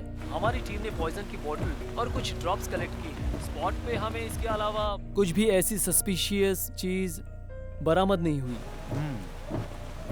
उसकी माँ का जो स्टेटमेंट था वो भी अनयूजुअल जैसा था। वो अपना रिसर्च पूरा किए बिना ही बेंगलोर अपनी माँ के पास वापस आ गई थी। जब से वो वहाँ से वापस आई थी तब से वो काफी मायूस रहने लगी थी। उसकी माँ का कहना था कि वो घर से बहुत कम बाहर निकलती। Okay okay. हमने उसके मामा जेपी का भी स्टेटमेंट लिया था। निहारिका की माँ के कॉल करने पर वो इस घटना के एक दिन पहले ही बेंगलोर आया था। उसने बताया कुछ दिन पहले निहारिका का एक लड़के के साथ अफेयर चल रहा था। ये सारी चीजें पुलिस इंक्वायरी में सामने आई। पर एक बात साफ है, उसके फैमिली मेंबर्स इस केस में बहुत ज्यादा इंटरेस्ट नहीं ले रहे थे, इसलिए ये केस क्लोज करना पड़ा। ओके मैथ्यूज, अभी के लिए इतना काफी है। ठीक है। हमारे डॉक्टर ने भी यही बताया था, दोनों की बॉडी में एक ही जहर था। तुमने यहाँ कुछ अजीब बात ऑब्जर्व की? निहारिका की मौत के दिन जेपी बेंगलोर में ही था, लेकिन जब हमने उससे पूछा था तब उसने ऐसा नहीं बताया।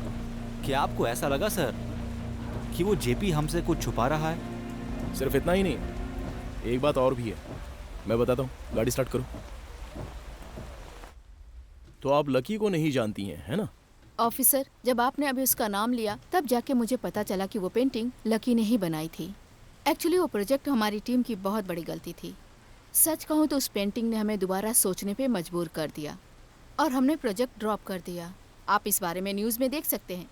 आज वही दीवार शहर की रौनक बन गई है। आप कह रही हैं कि उस दिन तक आपने उसके बारे में कोई इंक्वायरी नहीं की? आशुतोष, मैम? ये बैग ले जाओ यहाँ से। Okay ma'am. यस, हमारे इंक्वायरी करने से पहले ही ये मैटर टॉकिंग पॉइंट बन गया था और जैसा कि मैंने कहा, गलती हमारी तरफ से हुई थी, इसलिए उसे सुधारने की जिम्मेदारी भी हमारी थी। जैसा टीवी न्यूज़ में दिखाया गया है, हमारी फर्म इतना बुरा काम नहीं करती, हमेशा फेयर डील करती है और साथ में ढेर सारे सोशल वर्क भी करती रहती है। लेकिन मीडिया को ये सारी चीज़ें दिखाई कहाँ देती हैं? वैसे यहाँ से जाने के बाद आप वापस कब आएंगी? मैम, ये जयप्रकाश है ना? हाँ जी। जयप्रकाश को आप कैसे जानती हैं? जेपी मेरे बहुत अच्छे फ्रेंड हैं और बहुत अच्छे वेल विशर भी। जेपी कुछ दिनों के लिए बैंगलोर चले गए थे, इसलिए उनकी बहन भी वहीं सेटल हो गई। हमारी मुलाकात वहीं हुई थी। आप भी बेंगलोर में रहती थी? हाँ जी, मैं भी पहले वहीं रहती थी। यहाँ का इंचार्ज मेरा एक पार्टनर था, मुझे उससे कभी कोई प्रॉब्लम नहीं हुई। आपका वो पार्टनर जेपी था? ऐसा नहीं है, वो बस मेरे एक अच्छे दोस्त और वेल विशर हैं, बस इतना ही। Okay miss Sai Priya, thanks for your time. वैसे आपको तकलीफ हुई हो तो sorry. No worries at all. मुझे वापस आने में 1 महीना लग जाएगा, इसलिए मैंने आज मिलने को कहा था। ओके। जेपी से इसका कुछ ना कुछ कनेक्शन जरूर है। उसने जो कुछ भी बताया उसमें कुछ गलत नहीं है।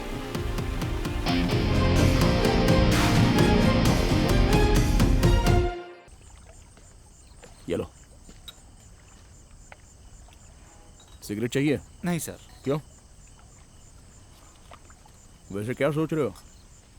कुछ नहीं सर। आपने जो डायरी में पढ़ा और इस केस को देखकर मुझे भी लगता है कि जयराम सर बिल्कुल सही कह रहे थे। मुझे अब डर लगने लगा है। जब से मेरा बच्चा घर में आया है, वो जरा भी रोता है या कभी उदास हो जाता है तो उसे देख के बहुत दुख होता है। अगर उसे जरा भी चोट लगती है या जरा भी दर्द होता है तो फिर हम दोनों ही न जाने क्यों परेशान से हो जाते हैं और फिर हम दोनों डर जाते हैं। फिर ये जेपी जैसे लोग उसी खून के रिश्ते के साथ गलत कैसे कर लेते हैं, समझ नहीं आता।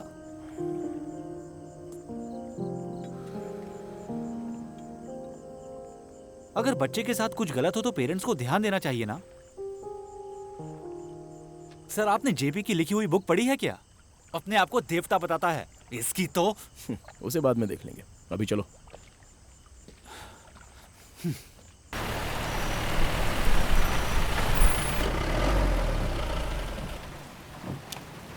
ठीक है, कल मिलते हैं। सर, इस केस को जल्दी खत्म कीजिए। वो वक्त अभी नहीं आया है। वैसे गुस्सा तो मुझे भी आ रहा है। पता नहीं ये डायरी खत्म करते करते कोई नया कैरेक्टर कहानी में ना आ जाए। चलो हम कल उससे फिर से मिल लेते हैं। अभी तुम घर चले जाओ। Okay, good night sir. Good night. Lucky, तुम्हारी तरह लोगों की जिंदगी भी एक खुली किताब है। तुम्हारी ये सोच गलत है, तुम्हें इसे बदलना होगा। तुम्हें अपनी प्राइवेसी की वैल्यू करनी चाहिए। जब मेरी मॉम ऐसा करती हैं तब भी मुझे अच्छा नहीं लगता। हमारी डायरी में हमारी प्राइवेसी होती है। डायरी पढ़ने के बाद तुम्हारे चेहरे पर कोई पछतावा नहीं था। इसे भी बदलो।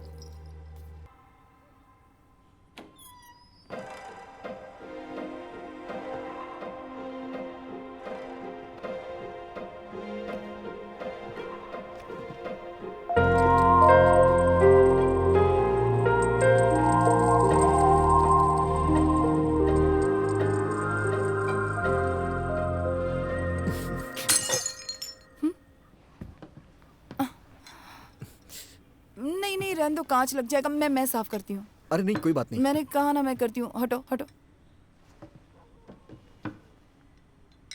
तुम यहाँ कब आए? मैं सो गई थी। तुम लेट आने वाले थे ना? मैं अभी आया, देखा तो दरवाजा खुला था। वो अपना सूरज बैंड खोल रहा है तो उसी की प्रैक्टिस में जा रहा हूँ। उसने बुलाया है। फ्री हो तो तुम भी चलो। कभी? चलना हो तो अभी चलो। ठीक है। ओके।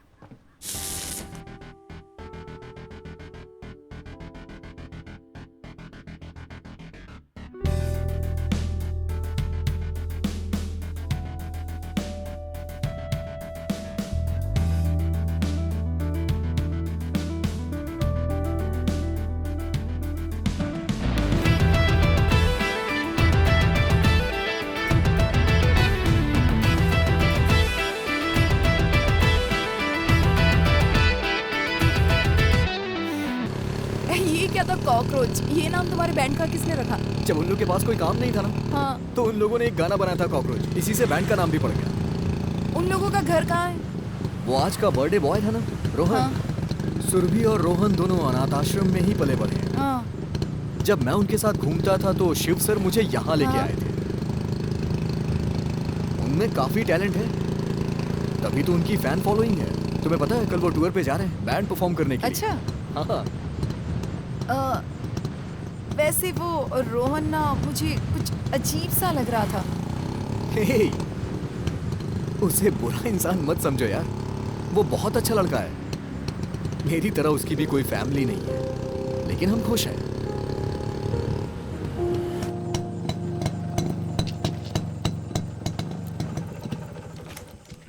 अच्छा, उसके गले में वो की रिंग कैसी थी? काफी ध्यान दिया तुमने उस पे। वो हमारे घर की है।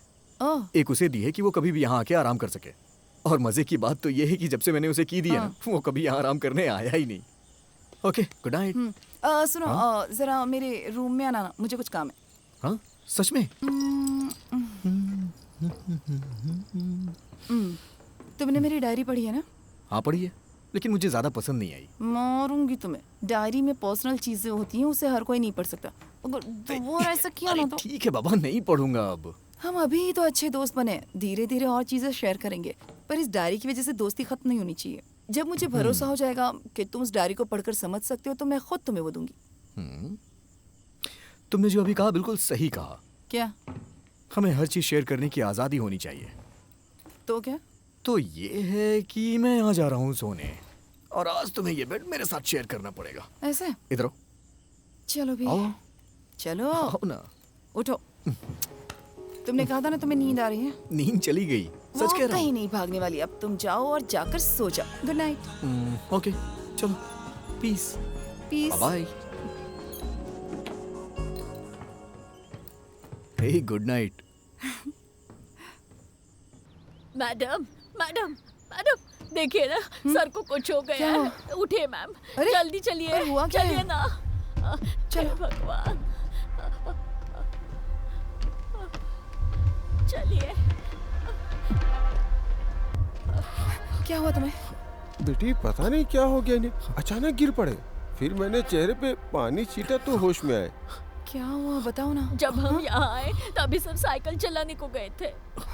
लकी बताओ ना क्या हुआ। अभी 10 मिनट पहले की बात है, मैं पौधों में पानी डाल रहा था, तभी ये अचानक साइकिल से आए और पता नहीं कैसे बेहोश होके गिर पड़े। Lucky, what happened? Are you okay? हाँ?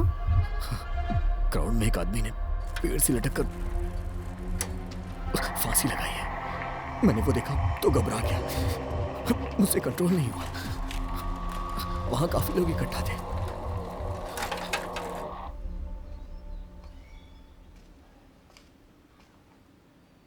सो गए क्या? ऐसा कई बार हो चुका है। जब से इनकी माँ की मौत हुई तब से ये बहुत डरे रहते हैं। इसलिए शिवा सर हमें यहाँ लेकर आए। आंटी है आपके पास? शिवा अंकल का नंबर है? नंबर शायद उनके पास होगा, मैं देखती हूँ। नेक्रोफोबिया मतलब मौत या मौत से संबंधित अंतिम यात्रा, जैसे कि किसी समाधि या चिता या लाश को देखकर अचानक आपके अंदर पैदा होने वाला एक प्रकार का डर। किसी भी साधारण घटना को देखकर घबरा जाना, ये सब इसी फोबिया के लक्षण हैं। अगर लकी ये सब देखता है तो वो अक्सर बेहोश हो जाता है, उसे सांस लेने में परेशानी होती है और पैनिक अटैक्स आते हैं। ये फोबिया कोई नॉर्मल फोबिया नहीं है, इट्स कॉम्प्लिकेटेड। इस डर को दिमाग से बाहर निकालने के लिए आजकल कई ट्रीटमेंट्स अवेलेबल हैं। इसी डर को बाहर निकालने के लिए मैंने उसे आर्ट की तरफ डाइवर्ट कर दिया था। उसे ड्राइंग करना बहुत पसंद था। कई मरीज इससे ठीक हो चुके हैं। कला इंसानी दिमाग को बदलने की बेस्ट थेरेपी है। That's scientifically proven. लकी के केस में हमने ऐसे ही किया।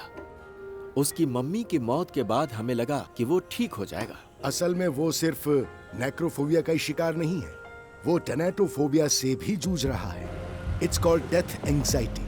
अपनी मॉम की मौत देखकर लकी के दिमाग में ये डर बहुत बुरी तरह से समा गया है और ये कंडीशन ऐसी भी नहीं है कि ठीक ना हो, but it will take time.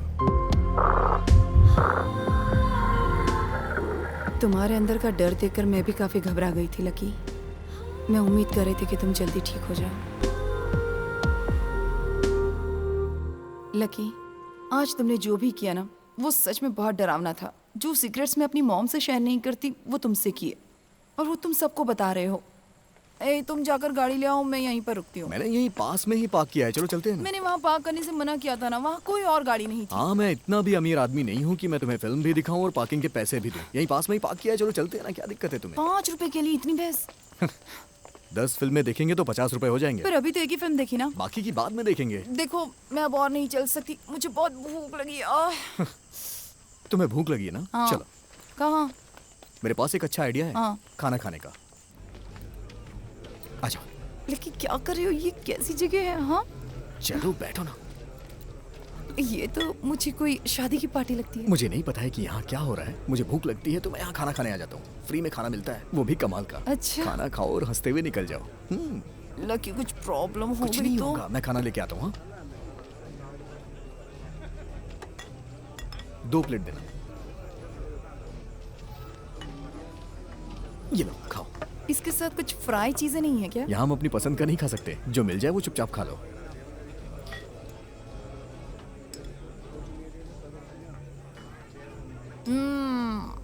मस्त है। तो फिर पेट भर के खाओ।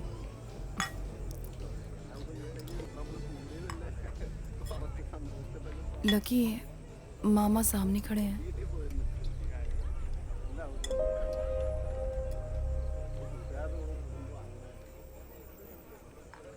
क्या करें? अरे जाने दो ना।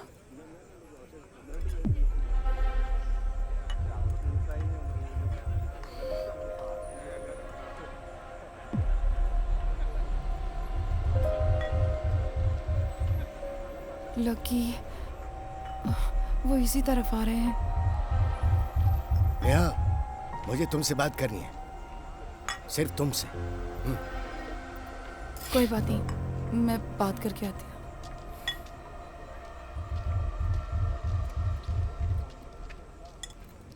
नेहा, तुम ये क्या कर रही हो? उसके साथ क्यों घूम रही हो? आपसे ज्यादा मैं उसके साथ सेफ हूँ। जरा एक पैक बनाना। मैंने अब तक तुम्हारी मॉम को कुछ नहीं बताया। हाँ तो बताना है तो बता दो, मैं भी उन्हें कुछ बताना चाहती हूँ। तुम उसे नहीं बता सकती। बस अब सोचते रहो, अब मुझे कोई डर नहीं है, ध्यान रखना। तुमने इसे कुछ बताया? क्यों, क्या हुआ? मैं तुम्हें छोड़ो मुझे। नहीं, मेरी बात सुनो। छोड़। दोबारा इसे हाथ मत लगाना। तू कौन है? ये हमारा फैमिली मैटर है। फैमिली मैटर है तो घर में सुलझा, लेकिन इसे हाथ मत लगाना। जब तूने इसके साथ गलत किया ना, तब ये बच्ची थी। लेकिन चलो यहाँ से। बताने दो ना, इसकी सच्चाई सबको पता चलनी चाहिए। चुप। तूने सिर्फ इसकी जिंदगी बर्बाद किया या फिर और भी बच्चियों की? लेकिन प्लीज चलो ना, प्लीज यहाँ से चलो। नेहा, जिसकी भी बेटियां, इसको घर में घुसने मत देना। चलो। ये दरिंदा है, दरिंदा। प्लीज। नेहा,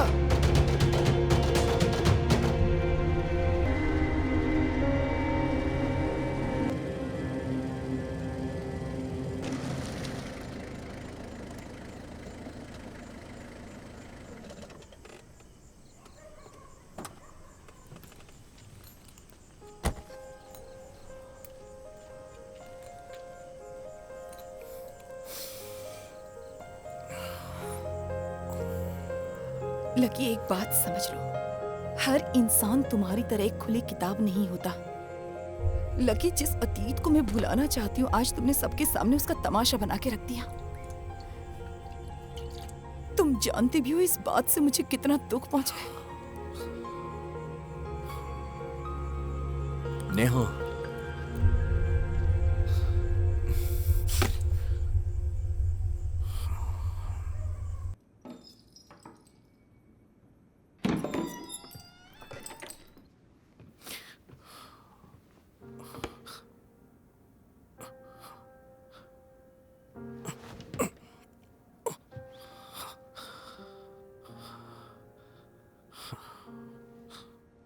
इतना सब हो जाने के बाद मैं उसके साथ कैसे नॉर्मली बिहेव करूं समझ नहीं आया। मैंने जो कहा वो गलत नहीं कहा। सब कुछ तुम अच्छी तरह से जानती हो, उसके बाद भी कह रही हो कि मैं उसके साथ नॉर्मली बिहेव करूं। ऐसा कैसे हो सकता है? आज अगर तुम मुझे वहां से लेके नहीं आती तो उसको मैं वहीं सबके सामने मारता। उसकी सच्चाई जानने के बाद मुझे फर्क नहीं पड़ता है कि लोग मेरे बारे में क्या सोचेंगे, और मैं इसकी परवाह भी नहीं करता। तुमने देखा ना तुम्हारे साथ उसने क्या किया, लेकिन जब मैंने वो सब देखा तो मुझसे रहा नहीं गया। उसकी हिम्मत कैसे हुई तुम्हें हाथ लगाने की? वो क्या कोई भी तुम्हें मेरे सामने हाथ नहीं लगा सकता है। मैं उसके हाथ तोड़ दूंगा।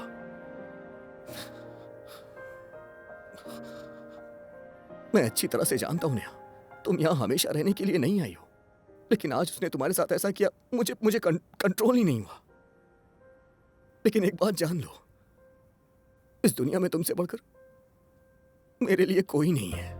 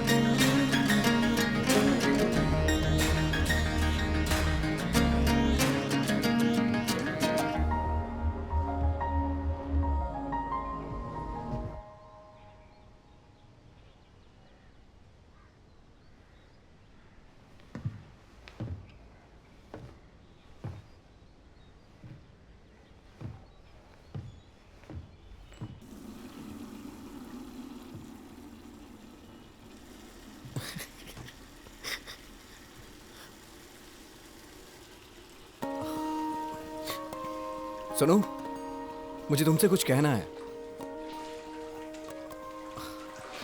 मुझे पता है इस तरह से नहीं कहना चाहिए, तुम बाथरूम में हो और मैं ये सब बोल रहा हूं, लेकिन मुझे इस तरह से बोलना बहुत सेफ लग रहा है। मुझे ऐसा लगता है कि मैं फर्स्ट लवर हूं जो अपनी गर्लफ्रेंड को बाथरूम में प्रपोज करूंगा, लेकिन ऐसा करने में कोई बुराई नहीं है। सच कह रहा हूं, मुझे तुम्हारी जरूरत है। अगर तुम नहीं हो तो फिर मेरी जिंदगी में कुछ भी नहीं है, मेरा कोई वजूद नहीं। मैं पेंटिंग करूंगा और तुम रिसर्च करना। इसी तरह से हम खुशी खुशी अपनी जिंदगी काट लेंगे और हमारे बच्चे थुक लगा के पेज पलटेंगे। ये देख के मैं खुश होऊंगा। तुम समझ रही हो ना? I love you. तुम जल्दी से नहा के बाहर आओ, मैं यहीं बैठा हूं।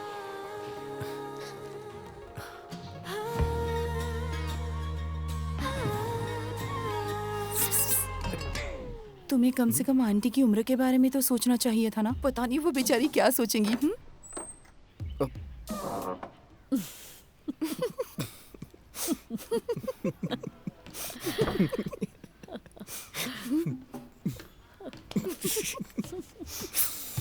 ये फूल किसके लिए लाया हो? ये मैं माली से सस्ते में खरीद के लेके आया हूं। ऐसा है क्या? हाँ। चाहिए मुझे तुम्हें? नहीं चाहिए। अरे लो ना। रहने दो, जाओ। लो ना। नहीं चाहिए। तुम्हें पसंद है ना ये? तो ये फूल प्रपोज करने के लिए ले आए हो? हाँ। हाँ? हम शादी कर लें क्या? जरूरी है क्या? मुझे तो जरूरत नहीं है, लेकिन दुनिया वालों के लिए। हाँ हाँ हाँ।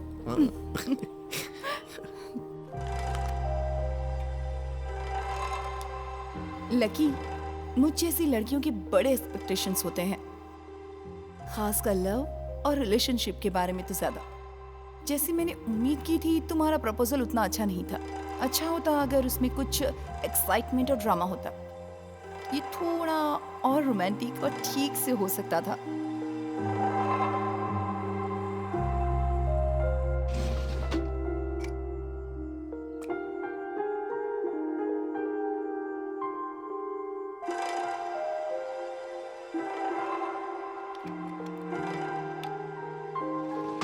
लकी, तुम कोई सुपर हीरो नहीं हो, पर मैं चाहती हूँ तुम बन जाओ।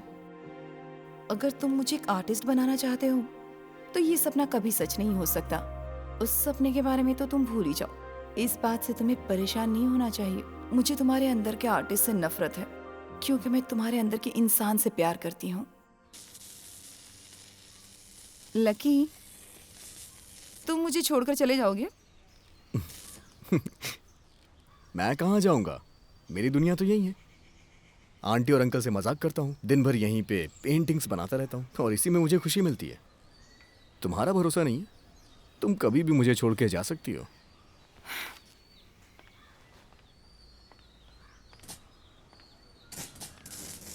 पर मैं कहाँ जा सकती हूँ? तुम चाहते हो कि मैं चली जाऊँ? तुम्हारे पास जाने के लिए कई जगह हैं। बैंगलोर जा सकती हो, या फिर कलकत्ता भी जा सकती हो अपने डैडी के घर। तुम्हारा रिसर्च यहाँ कंप्लीट नहीं हुआ तो विदेश भी जा सकती हो। मैं कहाँ जाऊँगा, मेरी दुनिया तो यही है। पर मैं सिर्फ तुम्हारे साथ ही खुद को सेफ फील करती हूँ, और कहीं नहीं। मुझे लगता है पूरी प्लानिंग करके प्यार किया है मुझसे। नहीं, बिल्कुल नहीं। ऐसी तो कोई बात नहीं है लकी। प्लानिंग करके तो किसी से प्यार नहीं होता। प्यार कब हो जाता है ये हमें पता ही नहीं चलता। पर तुम्हारा काम देखकर मुझे ऐसे लगा था कि हाँ, हमारे बीच ऐसा कुछ हो सकता है। और देखा, मेरी इंट्यूशन हमेशा सच होती है। जैसे ही तुम मुझे प्रपोज करने के लिए आए, मैं पहले से ही तुम्हें हाँ कहने के लिए तैयार थी। ऐसा है क्या? हाँ। सच कह रही हो? जरा एक मिनट रुकना। क्या? कहाँ जा रहे हो? रुको तो।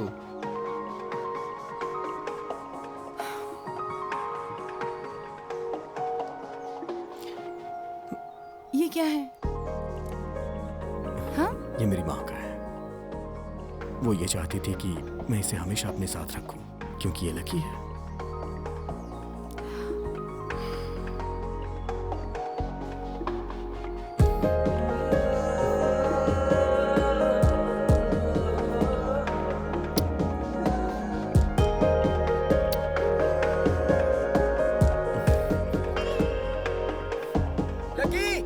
कहाँ है तू?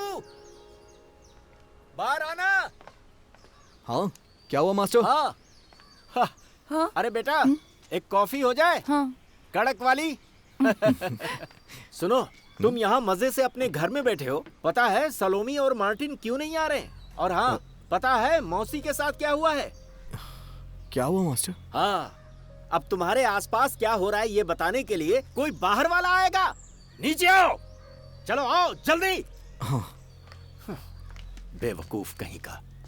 घर खरीदने वाले आ रहे हैं, हम बेघर हो जाएंगे। वो कोर्ट से ऑर्डर भी लेकर आए। बताओ हम कहाँ जाएंगे? तुम्हें उस कंपनी वाले और लड़कों से बात करनी चाहिए। हो सकता है सब ठीक हो जाए। पहले तो वो लोग तैयार हो गए थे, पर पता नहीं अब क्या हो गया। पता नहीं अब राजम्मा का क्या होगा। उनका पति चला गया। उन्होंने 10-12 साल उसका इंतजार किया। इस कॉलोनी में घर के अलावा उनका कुछ भी नहीं है। हे भगवान, उनकी रक्षा करना। ये सुनने के बाद उन्होंने हॉस्पिटल आने को कहा था।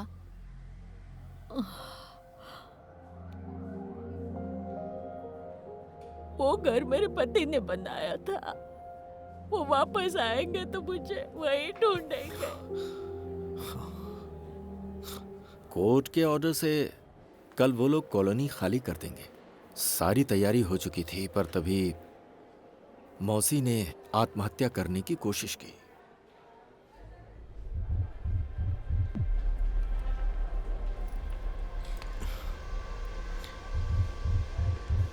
कैसे हुआ ये? हमने आवाज़ सुनी, जब तक हम वहाँ पहुँचे उससे पहले वो कुएं में कूद पड़ी।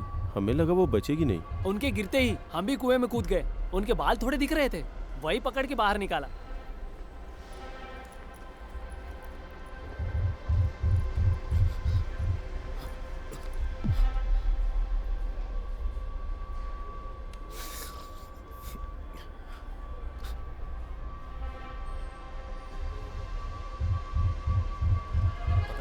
मुझे लगता है सबके साथ यही होने वाला है। सही कह रही हो।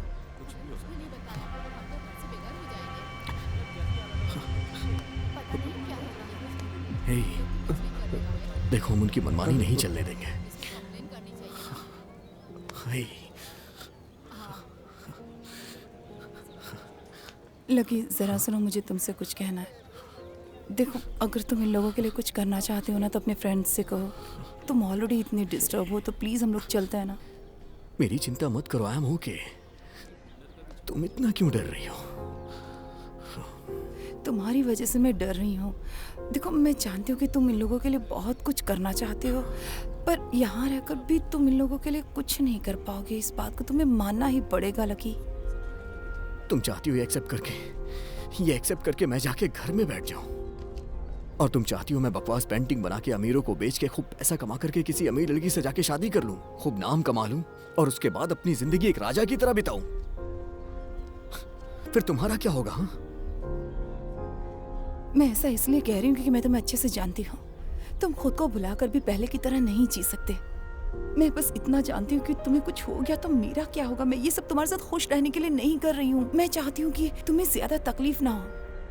मैं जानती हूँ कि तुम्हारा आर्ट तुम्हारी जिंदगी नहीं बचा सकती लकी। तुम समझती क्यों नहीं कि तुम कोई भगवान या सुपर हीरो नहीं हो। I know।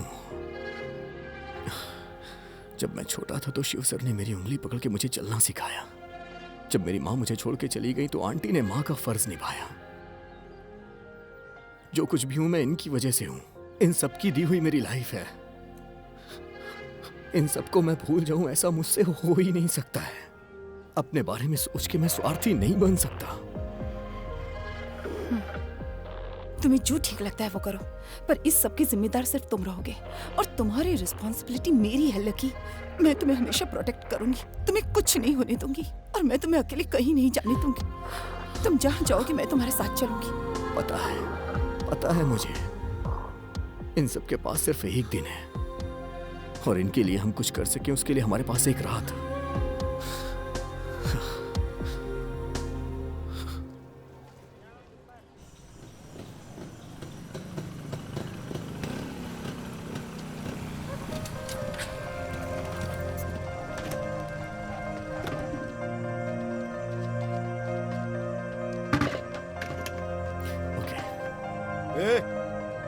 क्या हो रहा है? कौन हो तुम लोग? हैं? अरे भाई जरा इधर आओ। इसलिए अरे आओ बताओ। चलो लकी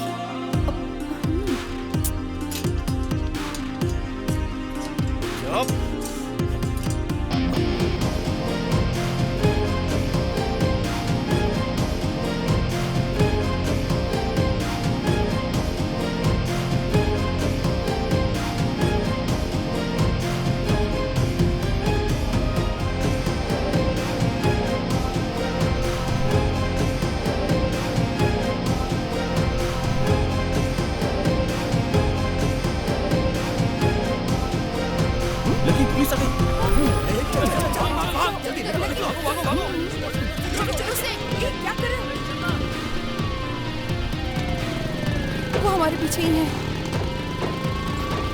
कोई बात नहीं। लकी मैंने ये सब करने के लिए मना किया था ना तुमसे। धीरे चलाओ प्लीज। लकी आराम से प्लीज, बाइक संभल कर चलाओ प्लीज। नेहा, क्या हुआ? मुझे कुछ दिखाई नहीं दे रहा है। क्या क्या कह रहे हो तुम? लकी ऐसे कैसे? लकी लकी लकी अपनी आंखें खोलो। लकी उठो।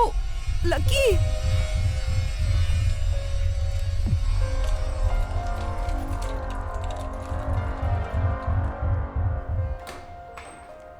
ये सारे टेस्ट लैब में भेज दो। Okay sir. अभी उसे होश आ गया है, घबराने की बात नहीं है, बस माइनर इंजरीज हैं। वैसे हुआ क्या था? लकी ने कहा कि उसे कुछ दिखाई नहीं दे रहा है और मैंने कहा कि बाइक रोको और तभी हमने उसे इंजेक्शन दे दिया है, अभी आराम करने दो। लकी को एक्चुअली नेक्रोफोबिक है, तो कभी कभी उसे इस तरह की प्रॉब्लम्स होती रहती हैं। आज रात उसे हमारे ऑब्जर्वेशन में रहने दीजिए, कल हम उसका स्कैन करेंगे। रिपोर्ट के बाद ही डिसाइड करेंगे क्या करना है। ओके?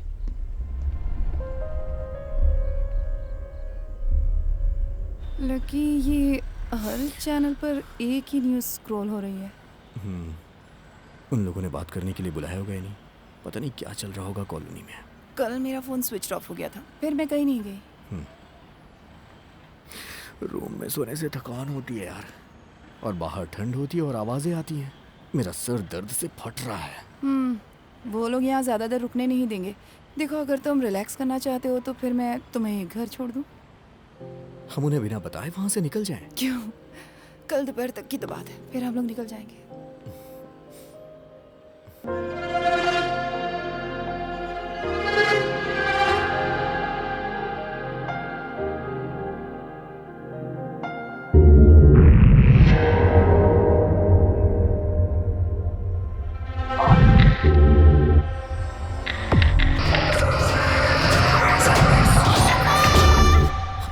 क्या हुआ? क्या हुआ तुम्हें?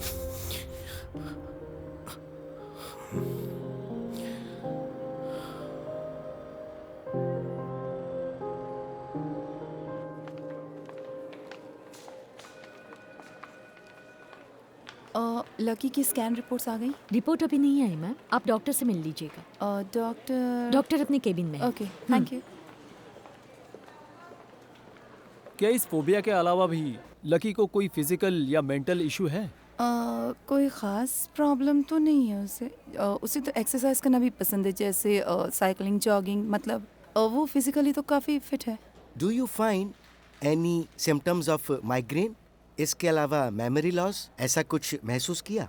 इस फोबिक अटैक के वक्त उसके सामने अंधेरा छा जाता है, पर इसके अलावा तो कोई प्रॉब्लम नहीं है। ये है डॉक्टर सुदर्शन, हमारे हॉस्पिटल के सीनियर डॉक्टर्स में से हैं।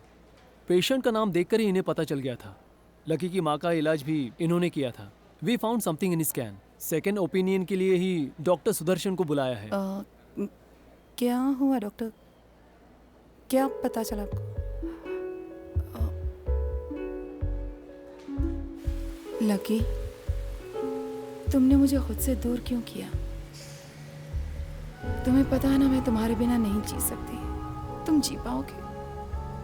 तुमने कहा था हम साथ बारिश में भीगेंगे, और अब तुमने मुझे बारिश में अकेले छोड़ दिया। आज 10 दिन हो चुके हैं। मैंने कई बार सोचा कि वहां हूं, पर सोचा कि अगर तुमने अपने घर के दरवाजे मेरे लिए बंद कर दिए तो मैं उसी पल मर जाऊंगी। तुम यहाँ हो, मुझे तुम्हें गले लगाना है। मैं तुम्हें अपने दिल के करीब रखना चाहती हूँ। मैं तुम्हें बहुत प्यार करना चाहती हूँ। मुझे पता है तुम आओगे। I'll be waiting, missing you like hell, Neha.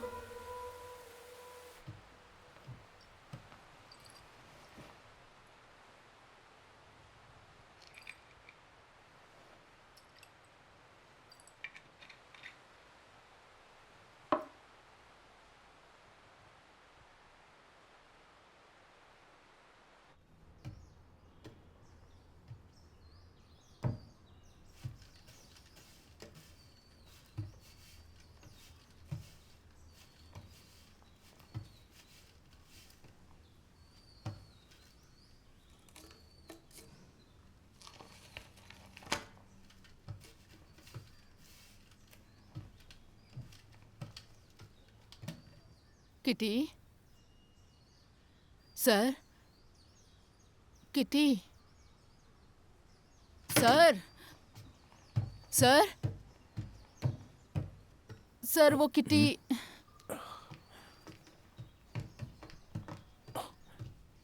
Kitty, Kitty, Kitty, Kitty, kitty.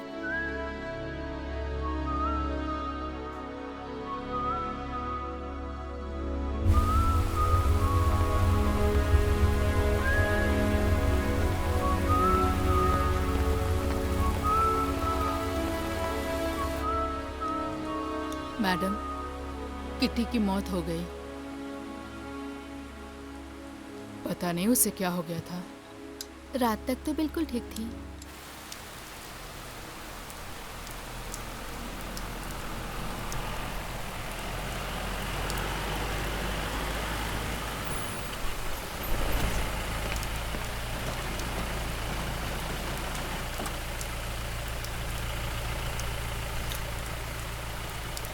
पहले ज़रा फातिमा हॉस्पिटल चलना। जी सर। वहाँ पर कोई डॉक्टर फ्रांसिस हैं, हमें उनसे मिलना है। Okay sir. तुमने मेरा मैसेज पढ़ा था क्या? हाँ पढ़ा। ओके, तो उस बैंड का पता चला? सर मैंने उन्हें कांटेक्ट किया था। उन्होंने बताया कि वो लोग अपना टूर कैंसिल करके वापस आ रहे हैं। वो लोग जल्द ही आ जाएंगे। मैंने उन्हें कांटेक्ट करने को कहा है। ऐसा लग रहा है आप रात भर डायरी पढ़ते रहे। पूरी पढ़ ली। उसमें कुछ इम्पोर्टेंट मिला? नहीं, अभी तक तो कुछ मिल नहीं पाया है। केस अभी भी अनसॉल्व है और शक कई लोगों पर है। लकी के बारे में मैंने पेपर में पढ़ा, पर Niharika, it was a shock sir. बताइए सर, मैं आपकी क्या मदद कर सकता हूँ? लकी और निहारिका यहाँ पर आए थे। आप बता सकते हैं उस दिन क्या हुआ था? वो दोनों यहाँ एक एक्सीडेंट की वजह से आए थे। ये बात हम सबको काफ़ी लेट पता चली कि लकी की माँ को सेरेब्रल कैंसर था और तब उन्हें कोई स्पेशल ट्रीटमेंट देने का हमारे पास वक्त ही नहीं बचा। तो उसके बाद क्या हुआ? अनफॉर्चुनेटली वैसा ही बेटे के साथ हुआ है। सच कहा जाए तो लकी का दर्द उसकी माँ से ज्यादा है। ऐसे केस में सिम्टम दिखाई दे जाते हैं। आज जो हुआ उसका कारण उसका फोबिया था, इग्नोर करना चाहिए था। आई मेंट व्हाट हैपेंड यस्टरडे। मुझे ये कहने में बड़ा बुरा लग रहा है, लेकिन मैं सच्चाई नहीं छुपाता, because there is no point in beating around the bush. हम कुछ और टेस्ट्स कर सकते हैं, लेकिन डायग्नोसिस से सारे रिजल्ट सेम ही आने वाले हैं। Not to suggest for the treatment. Am I right doctor? Yes sir. क्या हम सच्चाई उसे? नहीं, अब भी रहने दीजिए। ठीक है। उसकी मेंटल कंडीशन को देखकर मैं भी यही सजेस्ट करने वाला था। एटलीस्ट जब तक पेन फील नहीं होता तब तक तो वो चैन से जी सकें। हम उसे कल डिस्चार्ज कर देंगे और बाकी की रिपोर्ट्स भी 2 दिन में आ जाएंगी और उसके बाद ही we shall decide the further step.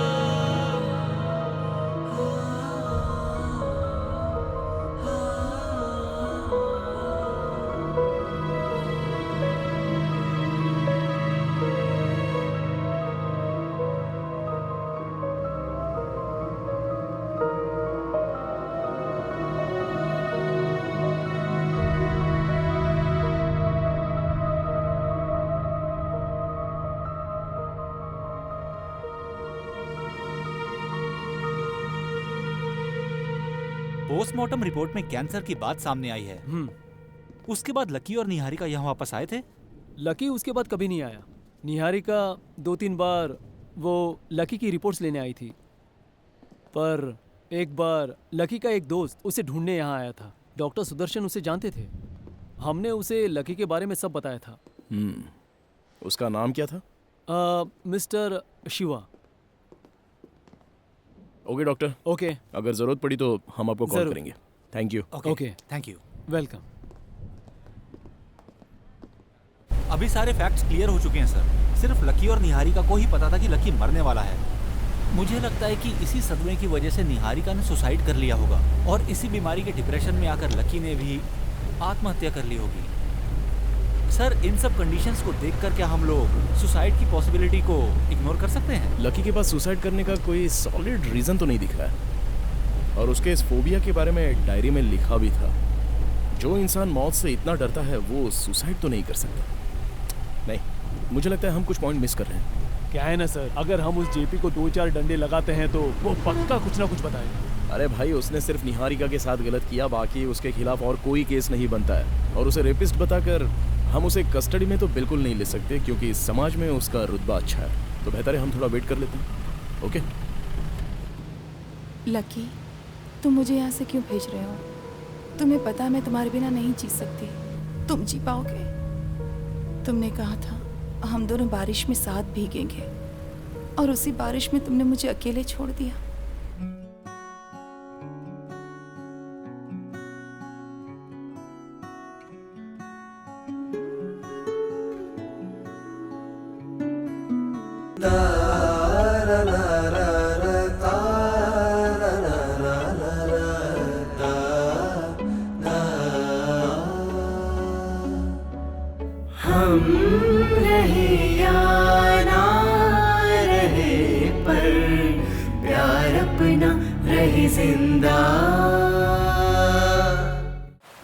Sir चाय। हाँ। कुछ खाने के लिए लाऊं सर? नहीं बस। हाँ। अच्छा, शिवा के बारे में तुम्हें कोई बात पता है? हाँ, क्या? मैंने उसकी इंक्वायरी की थी। हाँ। लगता है वो निहारिका और लकी की मौत से पहले ही किसी यात्रा पर निकल गया था। हमने उसे कांटेक्ट किया था, पर वो नॉट रीचेबल था। ऐसा पता चला कि वो यात्रा पर अक्सर जाता रहता है।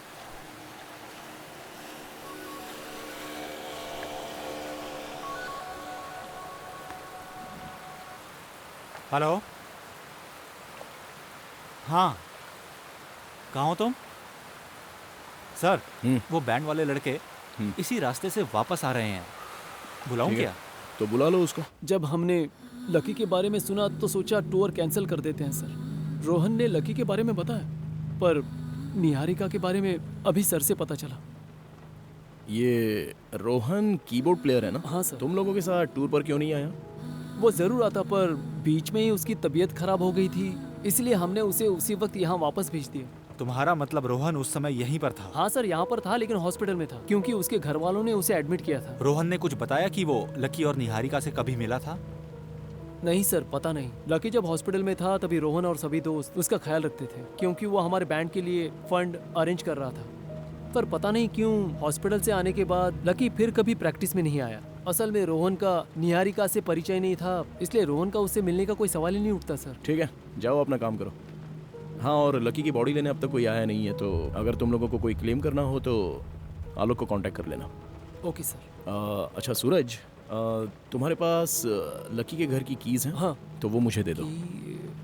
कि सर, की एक्चुअली रोहन के पास रहती है, वो उसे अपने गले में लटका कर रखता है।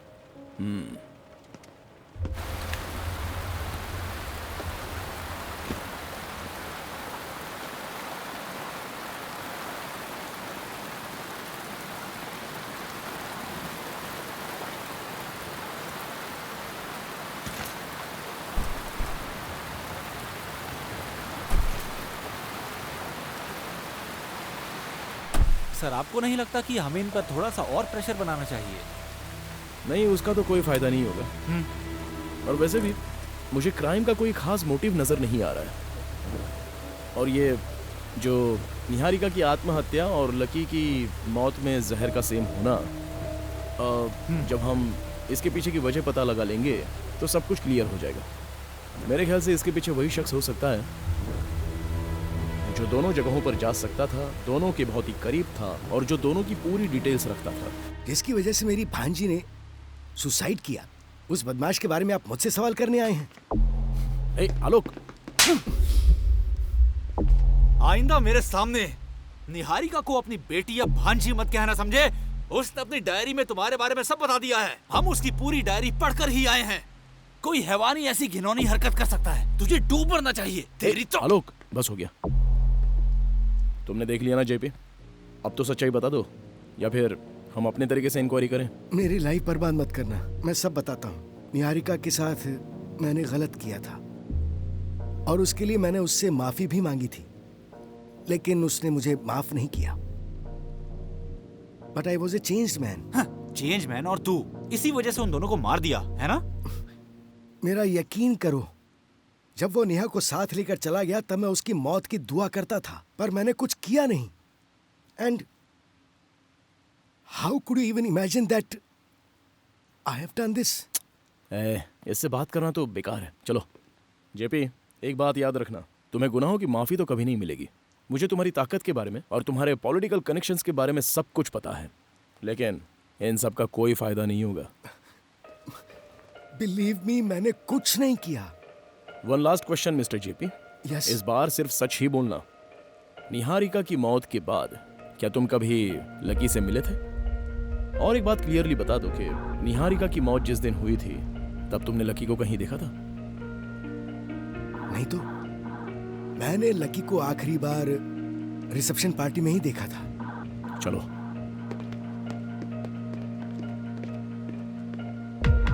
उसे मारना चाहिए था सर। अभी वो समय नहीं आया है।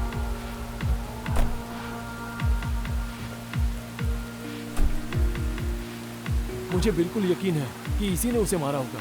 अभी ये बात क्लियर तो नहीं हुई है। हाँ, अगर इन दोनों की मौत का कारण एक ही है तो हमारा पहला शक जेपी पर जाता है, क्योंकि इनकी मौत के पीछे उसके पास बड़ा मोटिव था। लेकिन हमारे पास अभी ऐसा कोई सबूत नहीं है कि हम उसे खूनी मान लें। जब तक सबूत नहीं मिलता तब तक वो सेफ है। अब सर अगला स्टेप क्या है? अभी हम शिवा और कॉलोनी के लोगों से बात कर लेते हैं, उसके बाद ही कुछ डिसाइड कर पाएंगे।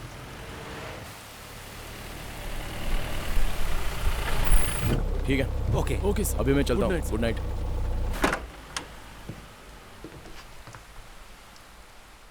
हाँ, बैठी रहो।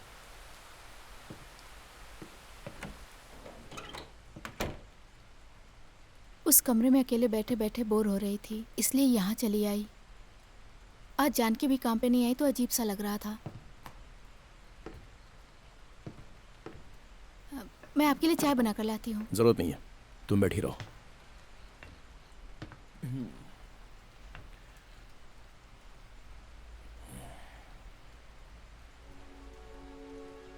क्या तुम मुझसे अभी नाराज हो?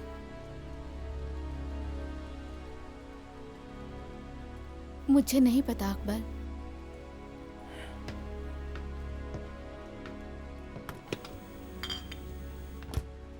क्या हुआ, इतने टेंशन में क्यों हो? जयराम सर हमेशा कहते हैं कि हमारे पास हर सवाल का जवाब नहीं होता है।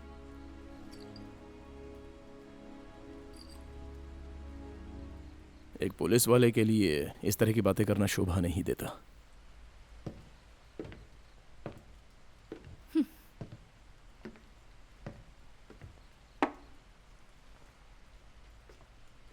मुझे तुमसे एक जवाब चाहिए फातिमा।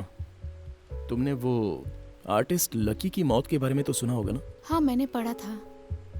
पिछले 3 महीनों से निहारिका नाम की एक लड़की उसके साथ रहती थी।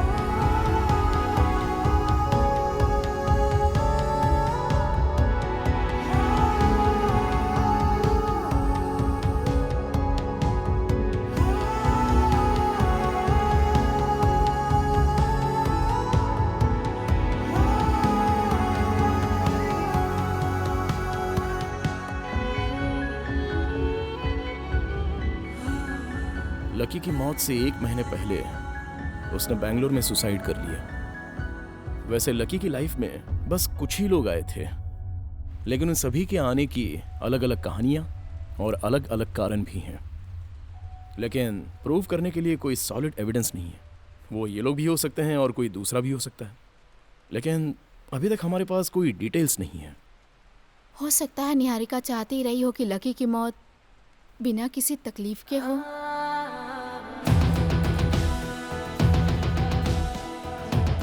उसके बारे में सुन के लगता है निहारिका स्ट्रांग रही होगी। वो कभी नहीं चाहेगी कि लकी की मौत किसी फोबिया या बीमारी से हो। ग्राउंड में एक आदमी ने पेड़ से लटक कर जान दी थी। मैं उसे देखकर परेशान हो गया। वहां बहुत लोग भी इकट्ठा थे। मुझे बहुत घबराहट हो रही है। असल में वो सिर्फ नेक्रोफोबिया का ही शिकार नहीं है, वो टेनेटोफोबिया से भी जूझ रहा है। इट्स कॉल्ड डेथ एंग्जाइटी, मौत का खौफ। जहर मुंह के रास्ते शरीर में गया है और यही मौत का कारण है। जरा देखता हूँ कहाँ पे इस तरह की बातें लिखी हुई हैं इसमें। ये थूक लगाकर पेज मत पलटो। बिना थूक लगाए पेज कैसे पलटा जा सकता है? मैं तुम्हें प्रोटेक्ट करने के लिए कुछ भी करूंगी, तुम्हें कुछ नहीं होने दूंगी। उस वक्त इंडस्ट्रियल केमिस्ट्री पर रिसर्च कर रही थी। केमिस्ट्री में बिल्कुल कियोस्टिक सिस्टम की तरह। जब हम लोग यहाँ पर आए थे ना, ये रूम उसका परफेक्ट एग्जाम्पल था। ये गिफ्ट और ये लेटर पढ़कर तुम्हें जरूर खुशी होगी। मेरी डायरी जिसे पढ़ने की तुम कोशिश कर रहे थे, वो मैं तुम्हें भेज रही हूँ।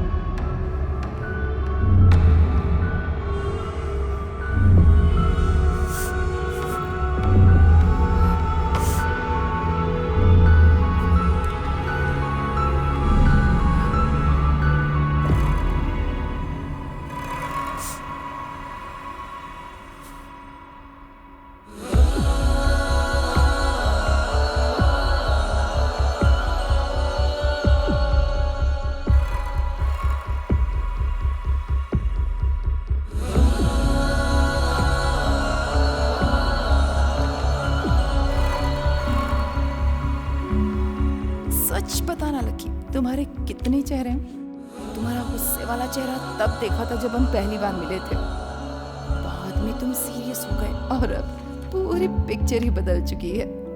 कोई बात नहीं, दोनों चेहरे ना बहुत अच्छे हैं। उस रात मुझे लगा कि लड़ने और झगड़ने के लिए हम अच्छे दोस्त बन सकते हैं, पर अब मुझे लगता है तुम पूरी जिंदगी मेरे साथ रहकर मुझे सही रास्ता दिखाओगी। तुम यहीं रुकोगे? मुझे अच्छा लगता है कि तुम मुझे गले लगाकर मनाओ, क्योंकि रिलेशनशिप में मैं इस तरह से किसी को नहीं मना पाती। हमारी पहली मुलाकात प्यार में बदल जाएगी, ऐसा तो मैंने बिल्कुल नहीं सोचा था। मैं जानती हूँ तुमने हमेशा कोशिश की, बहुत कोशिश करते थे ना मेरी डायरी पढ़ने की। अब पढ़ो, देखो मुझे तुम्हारा इस तरह से गुस्सा होना बिल्कुल अच्छा नहीं लगता।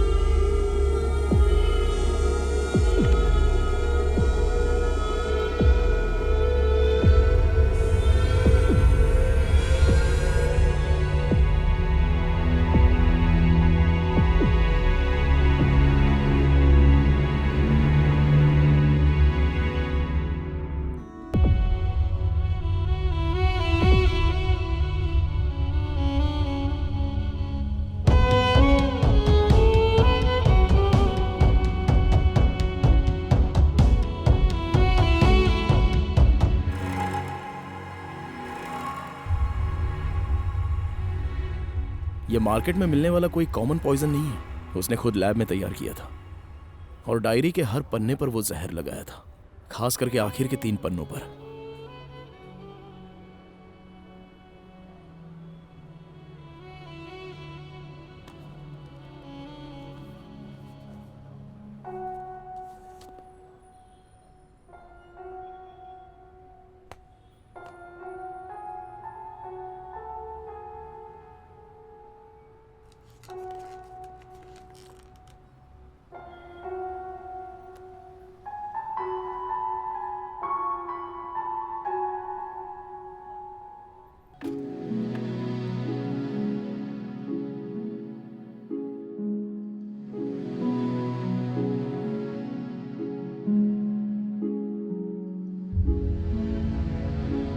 मैं एक कहानी सुनाता हूँ। हाँ।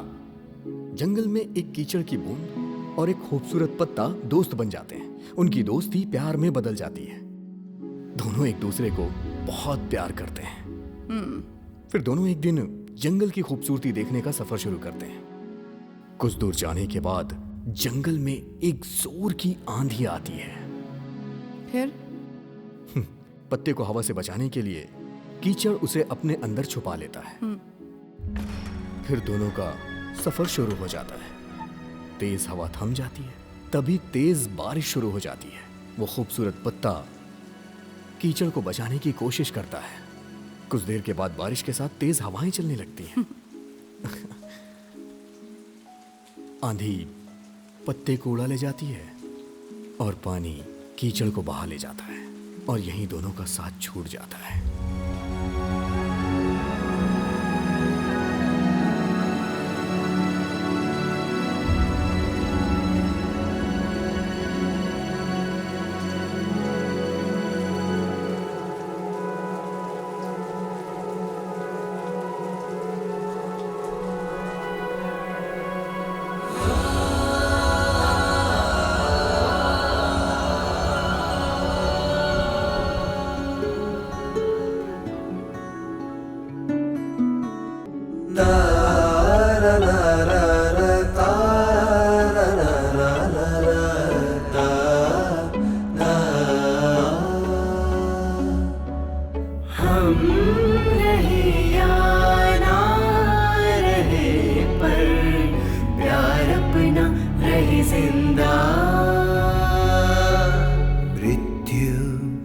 कर सकती, कभी नहीं हमको जुदा।